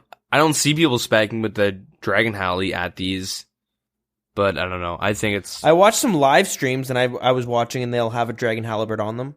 Yeah. Are they, like, Iron Men doing them? No, they're, like, with a group. Oh, really? Are they, like, with friends or in free-for-all? Friends. Because free-for-all is very different, obviously, because it's you and 30 random people, right? Yeah. Yeah, with, when you're doing with a small group of friends, it's pretty different. It's more fun, I would say. Anyways, we'll continue though. Should a new right-click option be added to the Dwarf multi-cannon to empty cannonballs? Sure. I'm gonna say yes, just because it makes obby maulers way more convenient. Yeah. I can just empty it whenever. There are a lot of times where I want to empty out my cannon before I go do something. I have to go pick it up and drop it again. In order to improve the chompy bird hunting experience, should a left click option be added to swamp gas bubbles, allowing the players to begin filling ogre bellows? Should there be one in their inventory? I mean, that's kind of a pain in the ass to do. It is such a pain in the ass. They really should add this. Me getting westerns done and then doing it on my western hard and easies. Easy done on my mauler. It is such a pain in the ass because especially because you click your bellows, you click on the bubbles and you like click in the middle of them and it doesn't register your click. It's like a dead spot. And if you're doing it efficiently, you bring like 24 or 25 bellows with you. And so you have to do it quite a bit. But yeah. So in order to improve the chompy bird hunting experience, should a left click option be added to swamp toads, allowing players to fill them up with gas? Yeah, same thing. It's fucking annoying as hell. I don't want anyone to have to go through what I had to go through. It's awful. Should it be possible to combine a Saradomin's Lights and the Staff of the Dead to create the Staff of Light? This would be visually different but identical stats, and the same effects of the Staff of the Dead would be added to the Saradomin item. It would not be able to auto-cast Flames of Zamorak, probably Saradomin Strike. I think sure, because the Saradomin's Light literally does nothing. OS Buddy does Saradomin's Light for you, which makes it lighter in Zamrock boss's little area. I mean, okay, fair enough. That's a good argument. When I saw this, I was like, I felt the same way as the Kraken tentacles being used on the Trident. It just seemed like silly. Yeah. I don't think it's a big deal either way, but to me, it just seemed like kind of a. I mean, it is annoying in. as fuck to do Sarah, and you get the light, and it's like 100k, and you're like, oh my god, it's my 4th one. Yeah, this fair enough. Sucks. I mean, I used one because I said fuck it, and I just used it. I'm never gonna fight Zamrock on my guy, but I just use it. I mean, that's fair. I do think they should add this stuff because it the light literally makes no difference. Oh no, it's a bit darker in the God Wars room, but OS Buddy does it for you. You know, it's useless as hell. Anyways, we'll move on to the next one though, which is related. If the Sapphire is added to the game, should it be able to autocast Saradomin Strike? I think obviously it's a given. For consistency, I don't know why this is pulled separately. This should be pulled all in one because people are like, this game isn't consistent. This is for consistency, but so if the first one passes, then this one should as well. Should we add a right click option to the occult altar for changing spellbooks? Sure. I mean, yeah, I'm like, yeah, that seems all right. That one seems a bit lazy. Yeah. How often are you switching your spell books that you need to lessen the one click? Make instead of 2 clicks. I am quite a bit. Click. If I'm playing a lot in a day, I'll swap at least once. Yeah, that's one time in the day. Doing one extra click once a day is not that big of a deal. But it's not like you're doing it 4 or 5 times in a row. You know what I mean? Well, it depends what you're doing, right? Because, I hop around all the time because I bring Arceus when I do most of my herb runs. You don't bring Lunars for the fertilize? No, because I bring the Arceus because I've been doing Snapdragons. So Arceus has the, what's it called? Resurrect Crop spell, which allows you to, gives you not a small chance, but a decent chance that if your crops die, you can revive it. So with Snapdragons, you're spending, 45k on a seed? Yeah. So it gives you a chance of bringing it back. So I use that. But this is how I usually do it. For my tree seeds, I'll plop over to the Lunars, check to see if all my trees are done, especially my Mahogany and Calquat. And then I'll switch back to the Arceus so I can use the same thing on maple trees, because that shit's 45k also. Fucking not made of money over here. So I bring that. Then I just buy all my... And then I guess all the money that I would have spent on... All the money that I'm saving from reviving these crops, I'm spending on the fertilizer. Oh, so, true. There's that. I'm just saying it yeah, it seems nice quality of life, but it seems like kind of how you said earlier, how lazy can you be? Yeah, I mean... But... The difference is a right click to left click and hitting 1, 2, or 3. And I was doing it on mobile, so you have to Yeah. Click. Oh, I misclicked to Lunars. I gotta do it again, but it wasn't that big of a deal. But anyways, yeah, not the biggest thing of a deal. It's probably being voted yes though, because PVM quality of life always. Anyways, should the Soul Bearer have a left click option added, which puts all unsold heads from the inventory into it?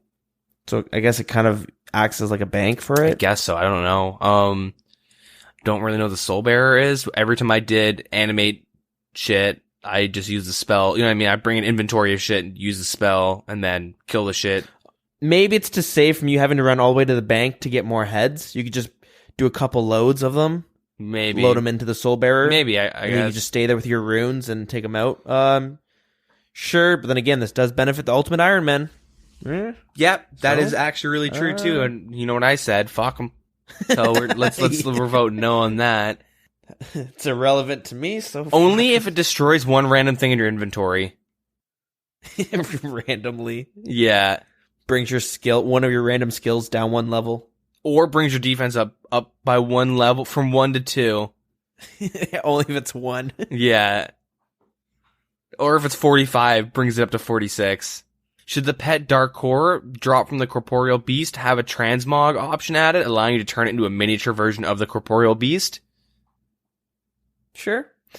See, I'm going to say no, because this has potential to add something extra to the drop table of this monster for like, or something else, like something that you could add to the pet. Like, this could, like, you know what I mean? This could open up something really cool for, like, technically the hardest pet, well, second hardest pet in the game to get. So you want there to be 2 pets from the Corp Beast? No, like, an item you could use on the pet to change it, to give a transmog option at least. Instead of just adding it, why wouldn't they add content in the future? Like, okay, what if, the new raid that comes out, what if they had, like, cause it's like a vampire shit, what if it's like corporeal blood or something, right? And you would use that, like a jar of blood, you know what I mean? Something that, like, you could just use on the Dark Core that would turn it into a corporeal beast. Yeah, but I think it has to do with, like, look at the Calphite Queen. That one can morph. Zulrah can morph. Yeah, but those grotesque gargoyles can morph. But, like, those are because the bosses themselves morph. Except for the grotesque, you're fighting 2 of them. But the Calphite directly morphs, the Zulrah directly morphs. Yeah, but then the Court Beast, you're fighting, it's similar to the Grotesque Guardians, where there's 2 of them. Well, not really. You drop a cannon, or you have a friend stun it. It's like, he summons this thing that jumps around and does damage, right? It's like a mechanic. It would be similar to, like if from, Cerberus, if you were to get a ghost as a pet. One of the spooky ghosts. You know what I mean? That's a good idea. Why isn't that on here? I don't know. Suggest it. Yeah. You know what I mean, though? Like, it's like I just think they could open up some really, because, like, the pet isn't really a big deal in the boss fight. You just use your cannon to kill it. Or to stun it or whatever. Like, I think, like, either Corp should drop himself, like, drop a miniature version of himself, or, like, if it's the pet, which is, I'm totally fine with this Dark Core, like, they could just add some neat content in the future that, like, directly related to, like, raids rewards. That's not, like, you know, everyone just wants new best in slot items. Why can't you just add something fun like this? That, like, you get it, you're like, fuck, you go and sell it, it's like 80k, whatever, that sucks, but, like, you could also be an Iron Man that already has, like, you could be Curtis, MMORPG, sorry. He has one of these pets, because he's been grinding Corp for, like, a year now, pretty much. Trying to get the Ellie. Damn. Like, you know what I mean? It could be the next step, especially for those pet hunters, too, right? It adds more interesting content, but this is probably being passed. I hope it's not, because it just completely shuts out the idea of new content in the future. I find that's a very small issue, though. You know what I mean? Well, it's not an issue. Like, it seems counterproductive. Yeah, I guess, but at the same time, it's like that. You could say the same thing about the Saradomin's Light. You know what I mean? Well, yeah, it's an item that has no use. Yeah, it's a pet too. That has no. You know what I mean? I get what you're trying to say. For me, it's not a big deal either way. Well, like, I mean, if you had a pet, though, if you had the pet, you'd probably be thinking a bit different. You'd be like, yeah, it'd be kind of cool. You know what I mean? Yeah, I mean, whatever. I don't know. Yeah. I mean, it's just weird that, like, I could see 2 years down the road or a year down the road, black background, yellow text, suggestion for the Dark Pet Corp Beast suggestion, have it drop from this boss, or have this item drop from Corp Beast, or add to this quest. Yeah, but they'd have to be related somewhere, or else it would just seem like they didn't have anything else to put on the drop table. You know what I mean? But I mean, like I'm saying, though, I could see someone complaining about this in the future. Anyways, we'll move on, though. Should it be changed so that the special attack from the Lizardman Shamans used, they'll no longer happen in quick succession? So, yeah, the spawns. Those are the purple guys.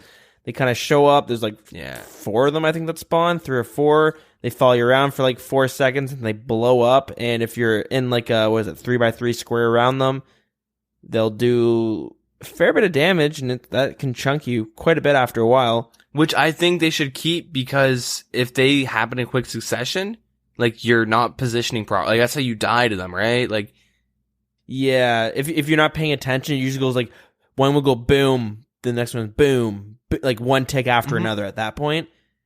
And yeah, this I know for a fact would make the fight a lot easier, because whenever I die or I have to bank some out of food, it's because I'm fucking starting to like get lazy and half AFK it, and I keep getting caught in the spawns. So this would help me a lot. Surprised that one's on there. But then again, maybe we'll see the Dragon Warhammer drop down in price. I need to get one myself. Yeah, me too. I need to go stake one again. Nice. Should it be changed? I don't think so. I think it's not quality of life. I know it's a minor update, but it's not. No, I think it's stupid. That's a nerf to that boss.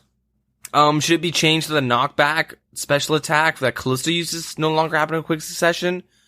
I don't think that's like a game changing mechanic. It's more of an inconvenience when you're getting knocked back by them. Yeah, especially it's always when PvPers are there and you're like getting just fucking, teed off on by the fucking Callisto. Yeah, it doesn't do that much damage though. At least I don't think so. Most I've seen it hit me is like 8. It's just annoying. And then the next one is, should it be changed so that the teleport special attack Chaos Elemental uses no longer happen in quick succession? I think yes, because that one's a pain in the ass. I find it when I'm running past it aggroes onto me from Africa. It just sees me halfway across the wilderness and beelines for me, and then it just starts teleporting me over, and I can't get out of its range because it teleports me like in front of it or some shit, and I'm trying to run away. I think it's just annoying. Yeah, I think that really should be changed.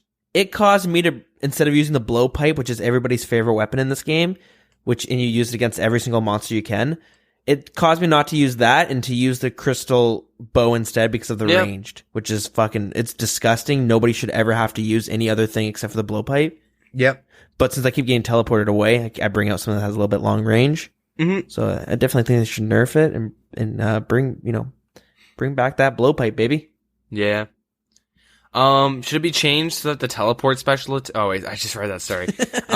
Should the cooldown of Vedion's magic attack be increased from 10 seconds to 15 seconds? I've never done Vedion. I have like 30 kills on Vedion, and I've safe spotted every single one of them. So this doesn't matter to you? So it should be 1 for all I care, because I don't know, it doesn't affect me. Like, it could you bypass the content. Yeah. I mean, no one kills Vedion straight up. What you do is you safe spot it south of the Chaos Dwarf mines while a team logs in on the in the little trees right next to you, and then they kill you, and you're wearing full monk's robes, and so you have no defense, and you die. Give them your bones.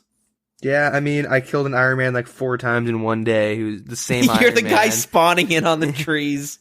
I killed the same Iron Man 4 times in one day doing that boss, and every single time all I got were monk robes and like tuna potatoes. Man, what a twist to that story. Yeah, I was the person I was actually complaining about. See, guys? Yeah, I am considerate. I can look at myself and see the negatives sometimes. Anyway, so that's it for the quality of life. So I will mention right there, for that Vedion nerf, from what I've read, that's a huge change to Vedion. Like, make it a lot easier. 50% nerf or buff, depending on how you look at it. Like, it's literally adding half of its cooldown to it. You know what I mean? That's a big change, percentage-wise. Yeah. So I've seen people being like, that's a little excessive. Yeah, but especially for a boss you're just going to save spot. It's kind of weird. Guess. So, I will say, because you predicted it very well, every single one of these are going to pass in the polls. I checked, and they're all getting yesed right through. Well, community, don't you ever change. I want to hear you guys bitch about this in a month from now. Oh, sorry. I was a little confused because when I originally read this, they had some other questions that were on here that kind of created a big stink. They took them out though, right? Yeah, they did remove them, and I was wondering why these weren't there, because I was like, we should talk about this. And I was like, wait a minute, how come these weren't on there? So I'll just quickly explain the ones they took out. One of them was they want to increase the attack range of the Dragon Hunter crossbow to be as good as the armor crossbow. Yep. Right now, armor crossbow is like 1 tile farther back than the Dragon Hunter. And they want to buff it again. People were like, this is an unnecessary buff to this weapon that you just buffed? Are you trying to fucking put the armor crossbow out of business or something? Yeah. So there's that one. The second one, which is a pretty big deal, was they wanted to add a grayed out special attack bar for every single weapon, no matter what you were using. The grayed special attack bar wouldn't be clickable, but it would be there. So if the weapon didn't have a special attack, it would still kind of have that area there. A lot of people complain because they said in PvP, one of the problems is if you switch from, let's say, I'm trying to think right now, a weapon that doesn't have a spec, you switch to a granite mold to spam click it and try to kill them, you have to wait one tick before the spec bar comes up. Yep. So if this was there, you could instantly swap to it and it would make it a lot easier to do it. So a lot of people complain saying this was going to be too much for... So you want to hear something funny? Yes. You can kind of do that right now. Yeah, I was reading about that, but that it does take a little bit more skill, and this would just make it so that it's very hard to do plebs consistently. were able to do it. It does take a lot of skill cap in PvP. Because you can do that right now. You can technically use your spec. You can one tick like specs pretty. I don't want to say easily, but you can do it if you practice enough. I can't do it consistently, but like if you have like Granite Sword, or I can't think of like Elder Maul to G Maul. I don't think Elder Maul is a spec. I have no idea though. I've never used one. No, it doesn't. Obby Maul was another one. I don't know. Whatever the hell weapon you're using. You can still do it, and there's like a YouTuber named like Framed or something, I think, who has a video on it. And I think a Zerker as well. But it would make it super consistent and easy for everyone. Also, it would look ugly as shit. I'm happy it's not going to be a thing. Yeah, I mean, it was always exciting to get all these newbies coming into old school RuneScape on mobile. When they first get their DDS or Dragon Longsword, they're going to be like, what? And this fucking specials? What? And how annoying would it be in free to play? How do I spec? Yeah. Yeah. That's good. Want to buy selling spec weapon. This weapon can use a spec, 6 mil, and it's like a uses burnt lobster on this iron scimitar. Oh god. Yeah, adding recharging specs. It's gonna be the new trim your armor scam. Yeah. Okay, now you're gonna use your gold and turn into platinum tokens. Now give those to me. Don't worry. Not a scam. Use a bond on me. You need to use a bond on me. I'm gonna get 3 bonds, come out to the wilderness, use one on me as I use my quote unquote spec weapon on you. I'll transfer it to you, and you're done. Yeah. But yeah, anyways, we'll continue on for the next part of the news. Yeah, we really killed those quality of life. So guys, you can expect an in-depth analysis every single week for the next couple weeks now. We say in-depth, but it's me going, oh, this is shit. Is it passing? Yeah, it's passing. For fuck's sakes. Again, a lot of them aren't that big of a deal. Some of them, to me, when I'll read them, I'm like, is this really a problem? Yeah. I'm just waiting for legacy old school OSRS servers to come out. Yeah. I'm kidding. It's That's going to be in the next quality of life poll. Yeah. Anyways, next thing you know, they're going to start polling who should get raises and stuff at Jagex. Could you imagine? Jesus Christ, Mod Ash again? Holy fuck. Mod Mad K taking another pay decrease, eh? And he's demoted. Everyone else is taking hits.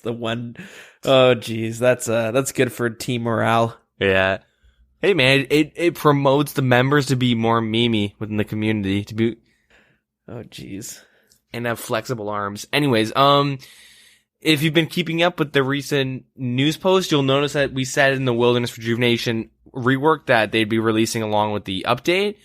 They had to hustle for the mobile release, so they had to delay it until this week.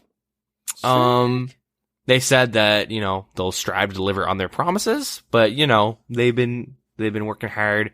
We were talking about when the polls will close on the 5th of February, and they'll open, and they'll be part of the game on the 8th.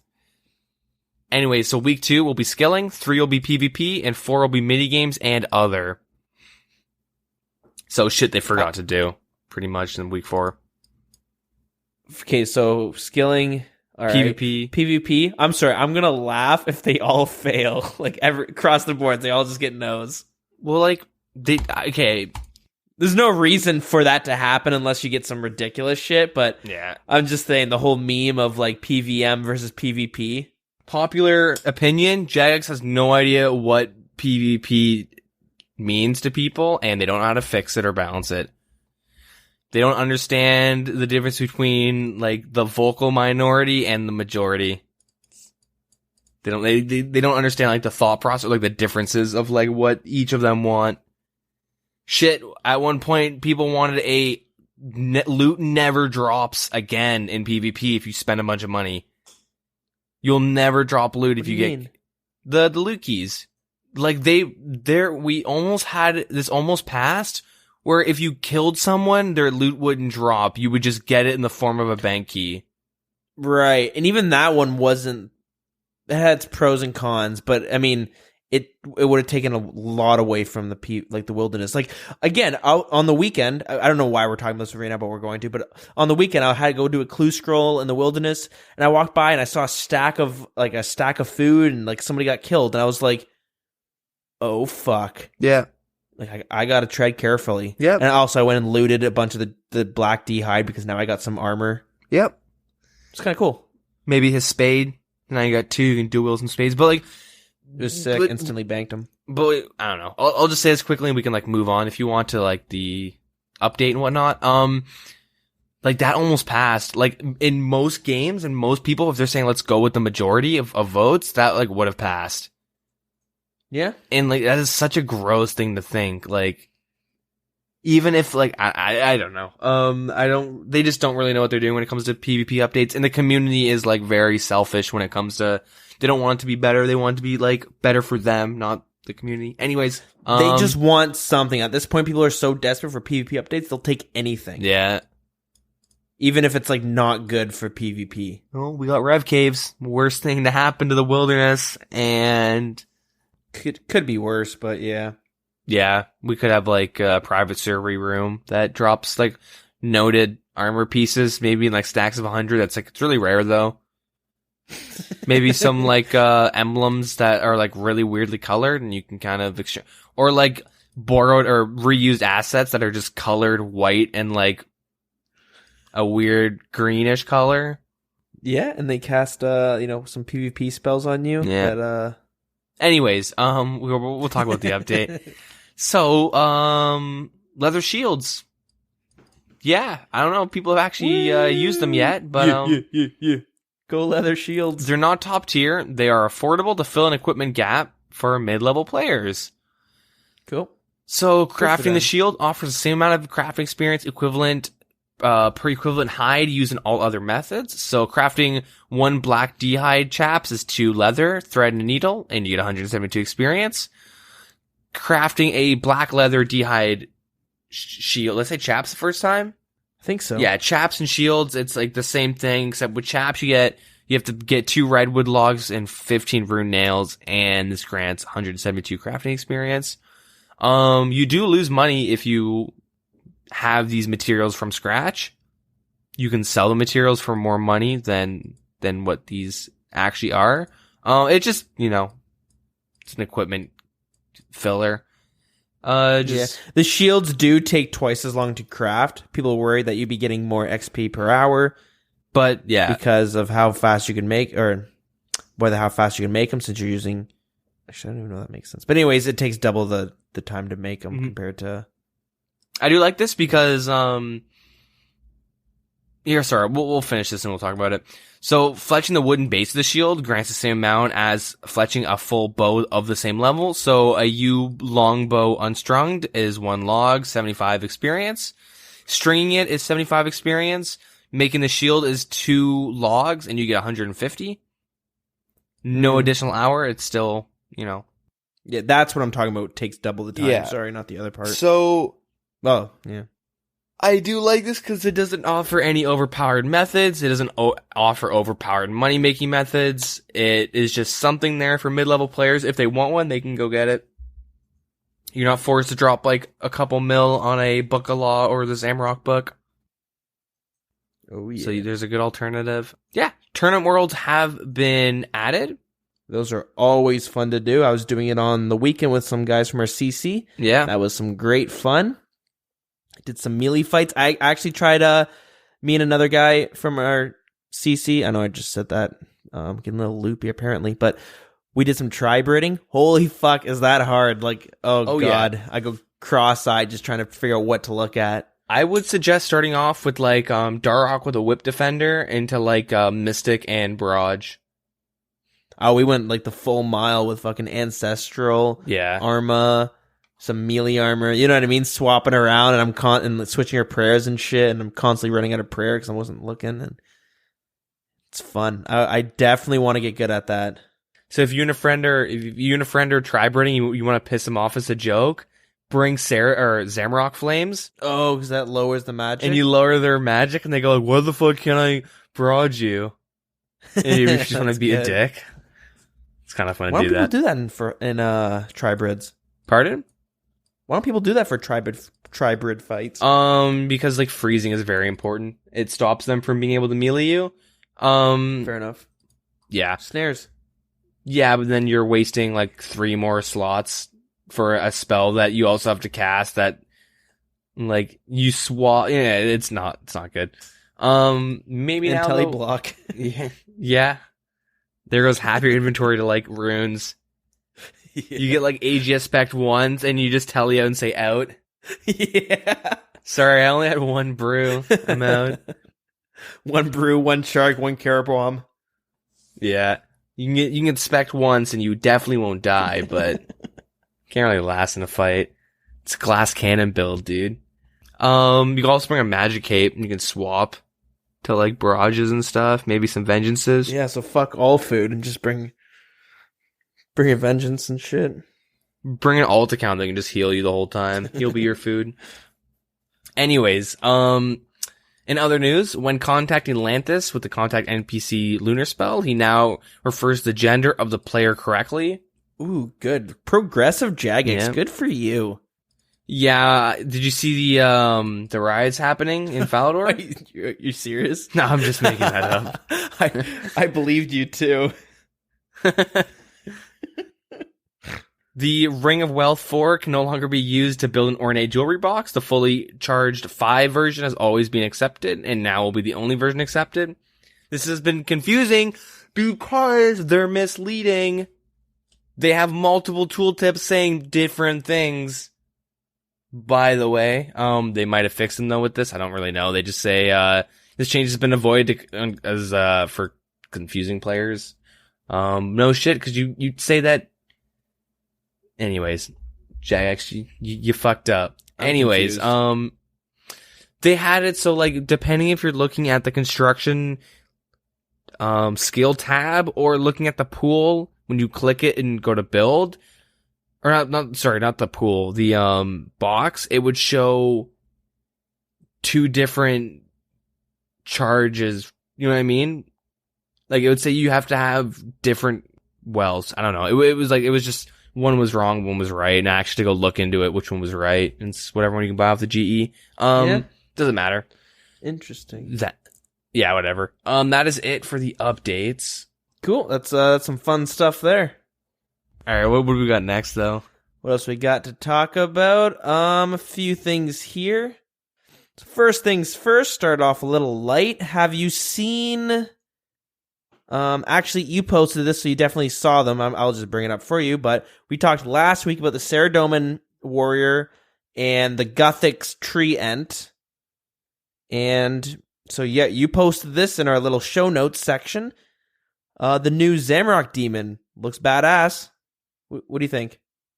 Yeah, he looks pretty cool. I do think that the Guthix one by far is the most badass. Yeah, okay.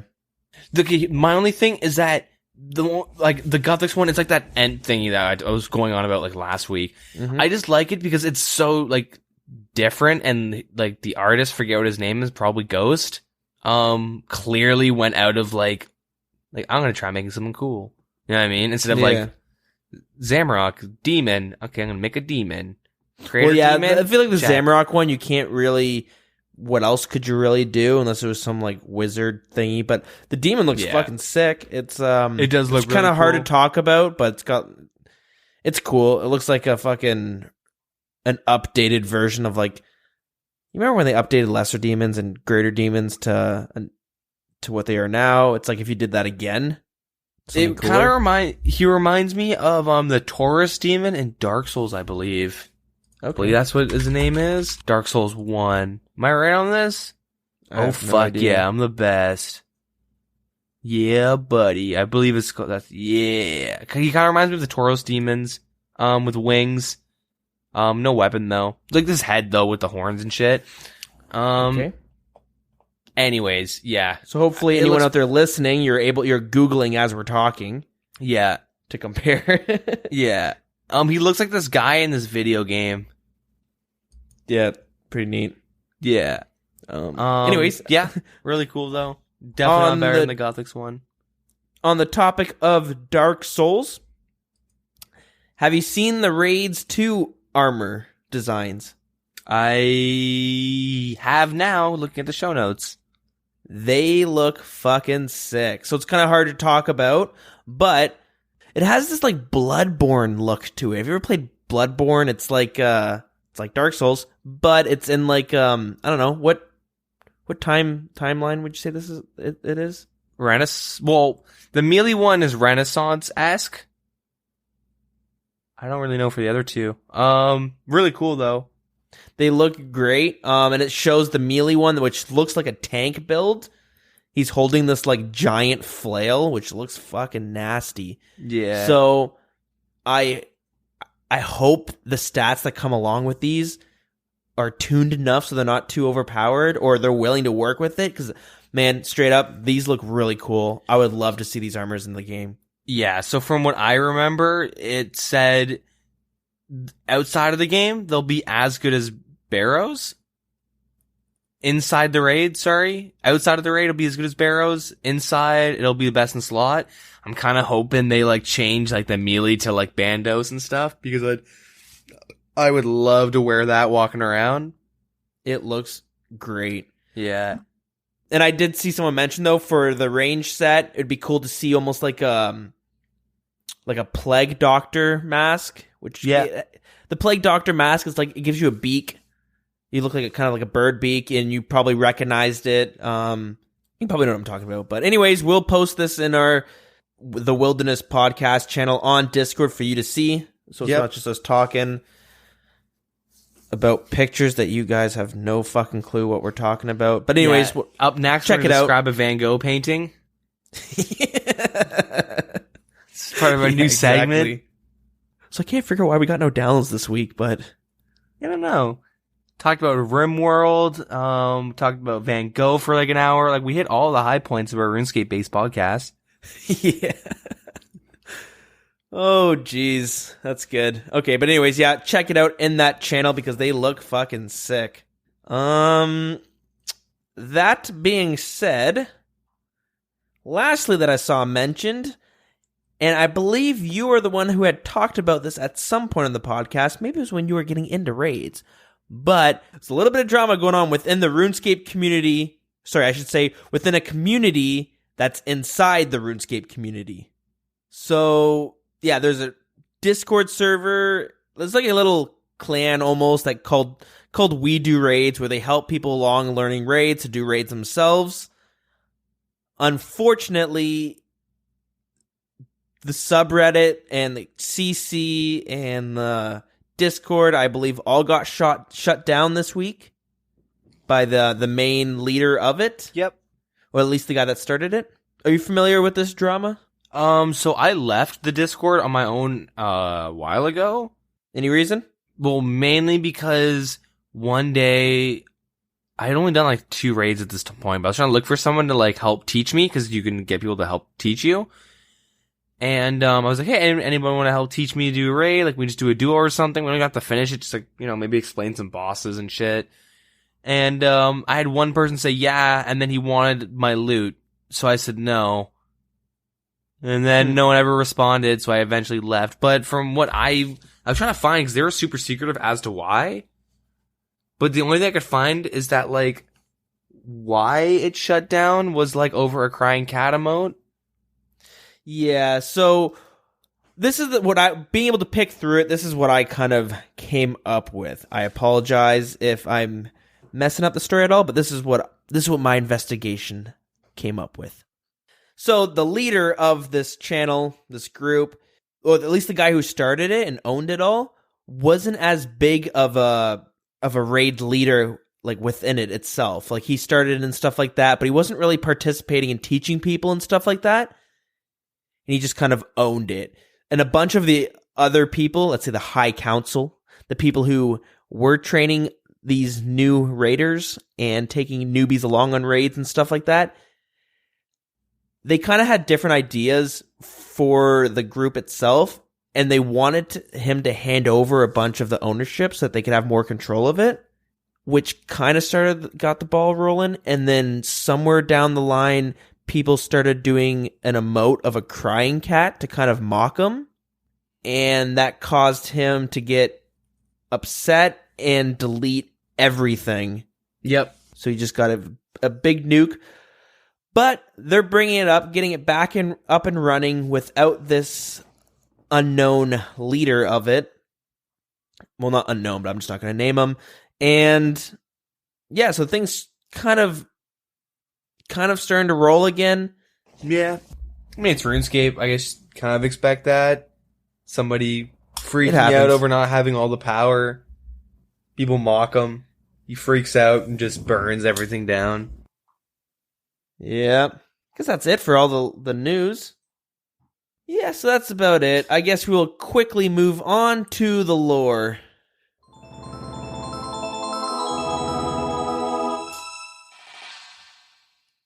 So I mentioned last week we were going to start going through all the different races within RuneScape itself. Last week we talked about the humans, us, and this week I figured we would This week I figured we would move on to dwarves. So unfortunately there's not a whole lot of information on dwarves themselves, so this might be a little bit quicker than the other ones, but here is what we currently know, I suppose.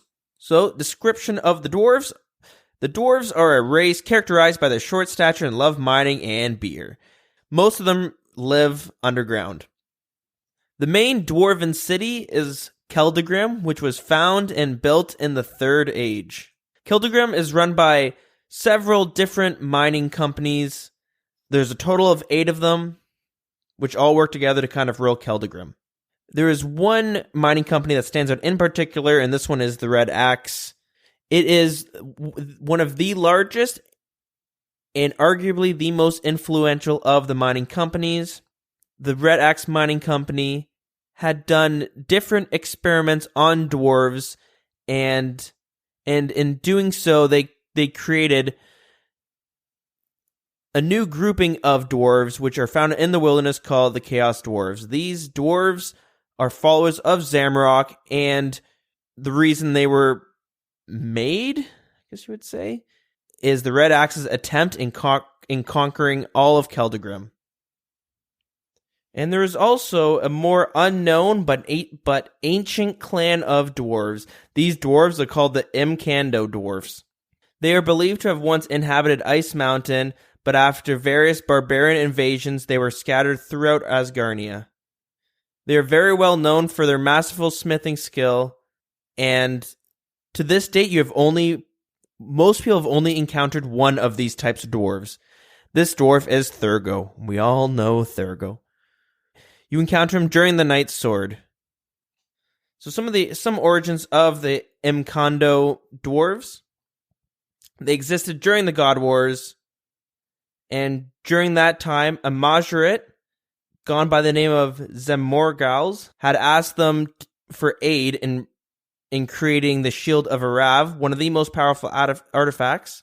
It is unknown if they actually created the shield, but many assume they did. And, I think that's basically it. So like I said, a lot of things that kind of point for them, because there's different sections of this lore, but a lot of it seems unfinished, as most of this lore does. But anyways, there's your lore of the week. It's the dwarves. Next week, we'll be moving on to some of the other common races in RuneScape. Boom. Jason. All right. And with that being said, I think it's time we start wrapping up the show, but a few things we do need to talk about first. A listener of the show, someone in our CC as well as Discord, decided they wanted to have a little giveaway for the community we kind of have going on right now. And I thought this was a pretty unique and a really cool giveaway that he's decided to do. In an upcoming Saturday, we will keep you updated and let you know which one in particular. But he'll be doing a giveaway in-game, but the winner, which the rules will kind of go into more details about, but the winner will be receiving an actual handmade IRL DDS. So it's very cool. If you're on our Discord, you probably have seen some pictures for it. The thing looks really good. So he made it himself from work and stuff out of he does some metal work and stuff like that, right? Kind of gives you a chance to actually to win it, and I think it'd be great to. It's a really cool thing to win, I think. Don't sign up for the giveaway or whatever, because I'm going to try and win it. Yeah. Just make a bunch of fake really accounts. Cool. Submit a bunch of phony people trying to win it. Skew the odds. Yeah. Shit. You know, Deagin live with 18 different people. Hey, it's Began. Began, Segan, Aegan, Fegan, Jegan, Egan, like every letter. Anyways, yeah, you did like little updates while he was making it, and yeah, pretty cool. But anyways, I thought it would be cool to kind of bring him on for this part of the show right here to kind of tell us about, I guess, the process in making it and stuff like that, and kind of maybe go into more details about the giveaway and stuff like that. You can hear it kind of firsthand, so here that is. Hey guys, I am joined right now with Bhooley. He's a friend of the show. You may recognize his name from the clan chat or the Discord channel. Yeah, we were telling you guys earlier about a giveaway that he is going to be having. It's a really cool idea. Thought I'd bring him on here and he could kind of tell us about it and maybe walk us through the process of making it, because I'm pretty ignorant when it comes to that kind of stuff. I'd love to hear how maybe difficult it was. So, do you want to tell us quickly about yourself? Yeah, thanks for having me on, Dilz. I really appreciate it. You know, I've been a fan of the show for a few months now. Love the show, great. Love the clan chat. Love all the guys on the Discord.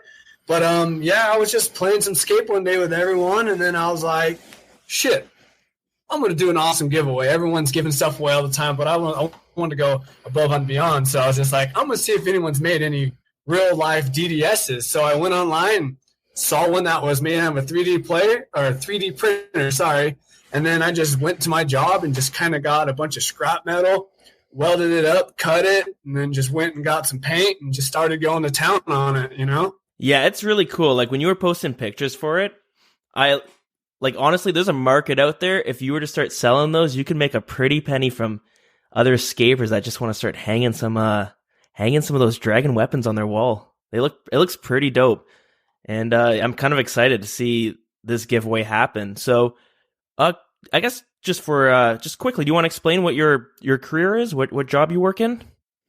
Yeah, currently right now I'm a crane technician. So I build new cranes and I go out and set them on the runways and I final wire them. So there's a fab shop that welds it, and then a guy comes in and paints it. And then once all that is complete, I come in, wire it up with a couple guys, throw the hoist on it, and make sure it runs. And then if there's any problems, I go out and fix them. And currently I'm out of town right now. I'm heading out to do a final install for 3 explosion-proof cranes. It's pretty cool. It's a really fun job, fun career, and I have all the tools to do, you know, any kind of metal work at my shop, you know. So I was just like, I'm going to try to see how this turns out, you know, and I think someone would appreciate it, you know. I always build stuff for my wife. She's always making me building furniture and stuff. So I thought I'd try some, my 99 thieving. In real life, I don't got it. And Scape yet, but I thought I'd put real life in perspective and try it out. Yeah, that's fucking sweet. You got to work on that. Yeah, the IRL smithing level. That's pretty badass. I guess let's talk about this giveaway that you plan on having. Do you have a set date yet when you want to have it? Yeah, I'm gonna go for next Saturday. I should be home. I should have a free day. I'm thinking about 10 o'clock Mountain Time. That'll give me time to get everything settled at home, and then I'll be on. And I'll wait a little bit. I'll start gathering up everything at 10 o'clock Mountain Time. I think that leaves 12 o'clock your time. Yeah. 9 o'clock Eastern Time. But I will keep everyone in the loop just in case my boss wants to send me out again. But I'm hoping next Saturday, 10 o'clock Mountain Time. And also, I'm going to be adding in that keychain as well, since I got to postpone on everyone. That's right. It's that little DDS keychain, It's not sharp, so you can put it in your pocket. It won't cut you when you go to pull out your keys, or you can hang it wherever, You can go spec out your wife or girlfriend with you on it. Excuse me. But, yeah, I'm planning on next Saturday at 10 a.m. Mountain Time. Cool. So February 17th, but we'll keep everyone updated with next week's episode if things tend to change. Do you want to give any teasers on what you plan on doing for this giveaway? Yeah. Be prepared to click a shitload of balloons. I'm going to be loading up the chest in the party room and dropping a bunch of items. Some will be worth a lot, some will be worth a little. And the one item I decide at the end, after everyone picks everything, will be the deciding factor of who wins the DDS. Ooh, that sounds like a lot of fun. I think I'm going to have to pitch in to add to this little drop party. So, yeah, definitely look forward to that. Again, February 17th is the planned time, but you'll also be able to check out on Twitter and Discord and Facebook for the information as we get closer to that date. And yeah, I guess try to win yourself an IRL DDS. Fuck, I think it's going to be pretty nasty.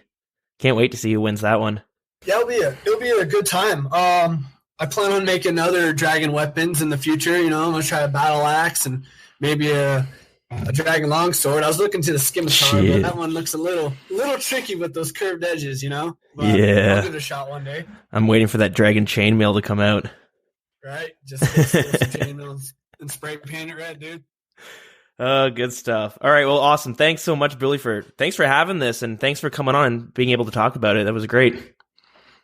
Yeah, thanks, man. I appreciate you coming me on. I'm always willing to come on and chat about whatever, whenever. So I'll see you around on Scape and Discord and everything. Thanks for having me. Appreciate it.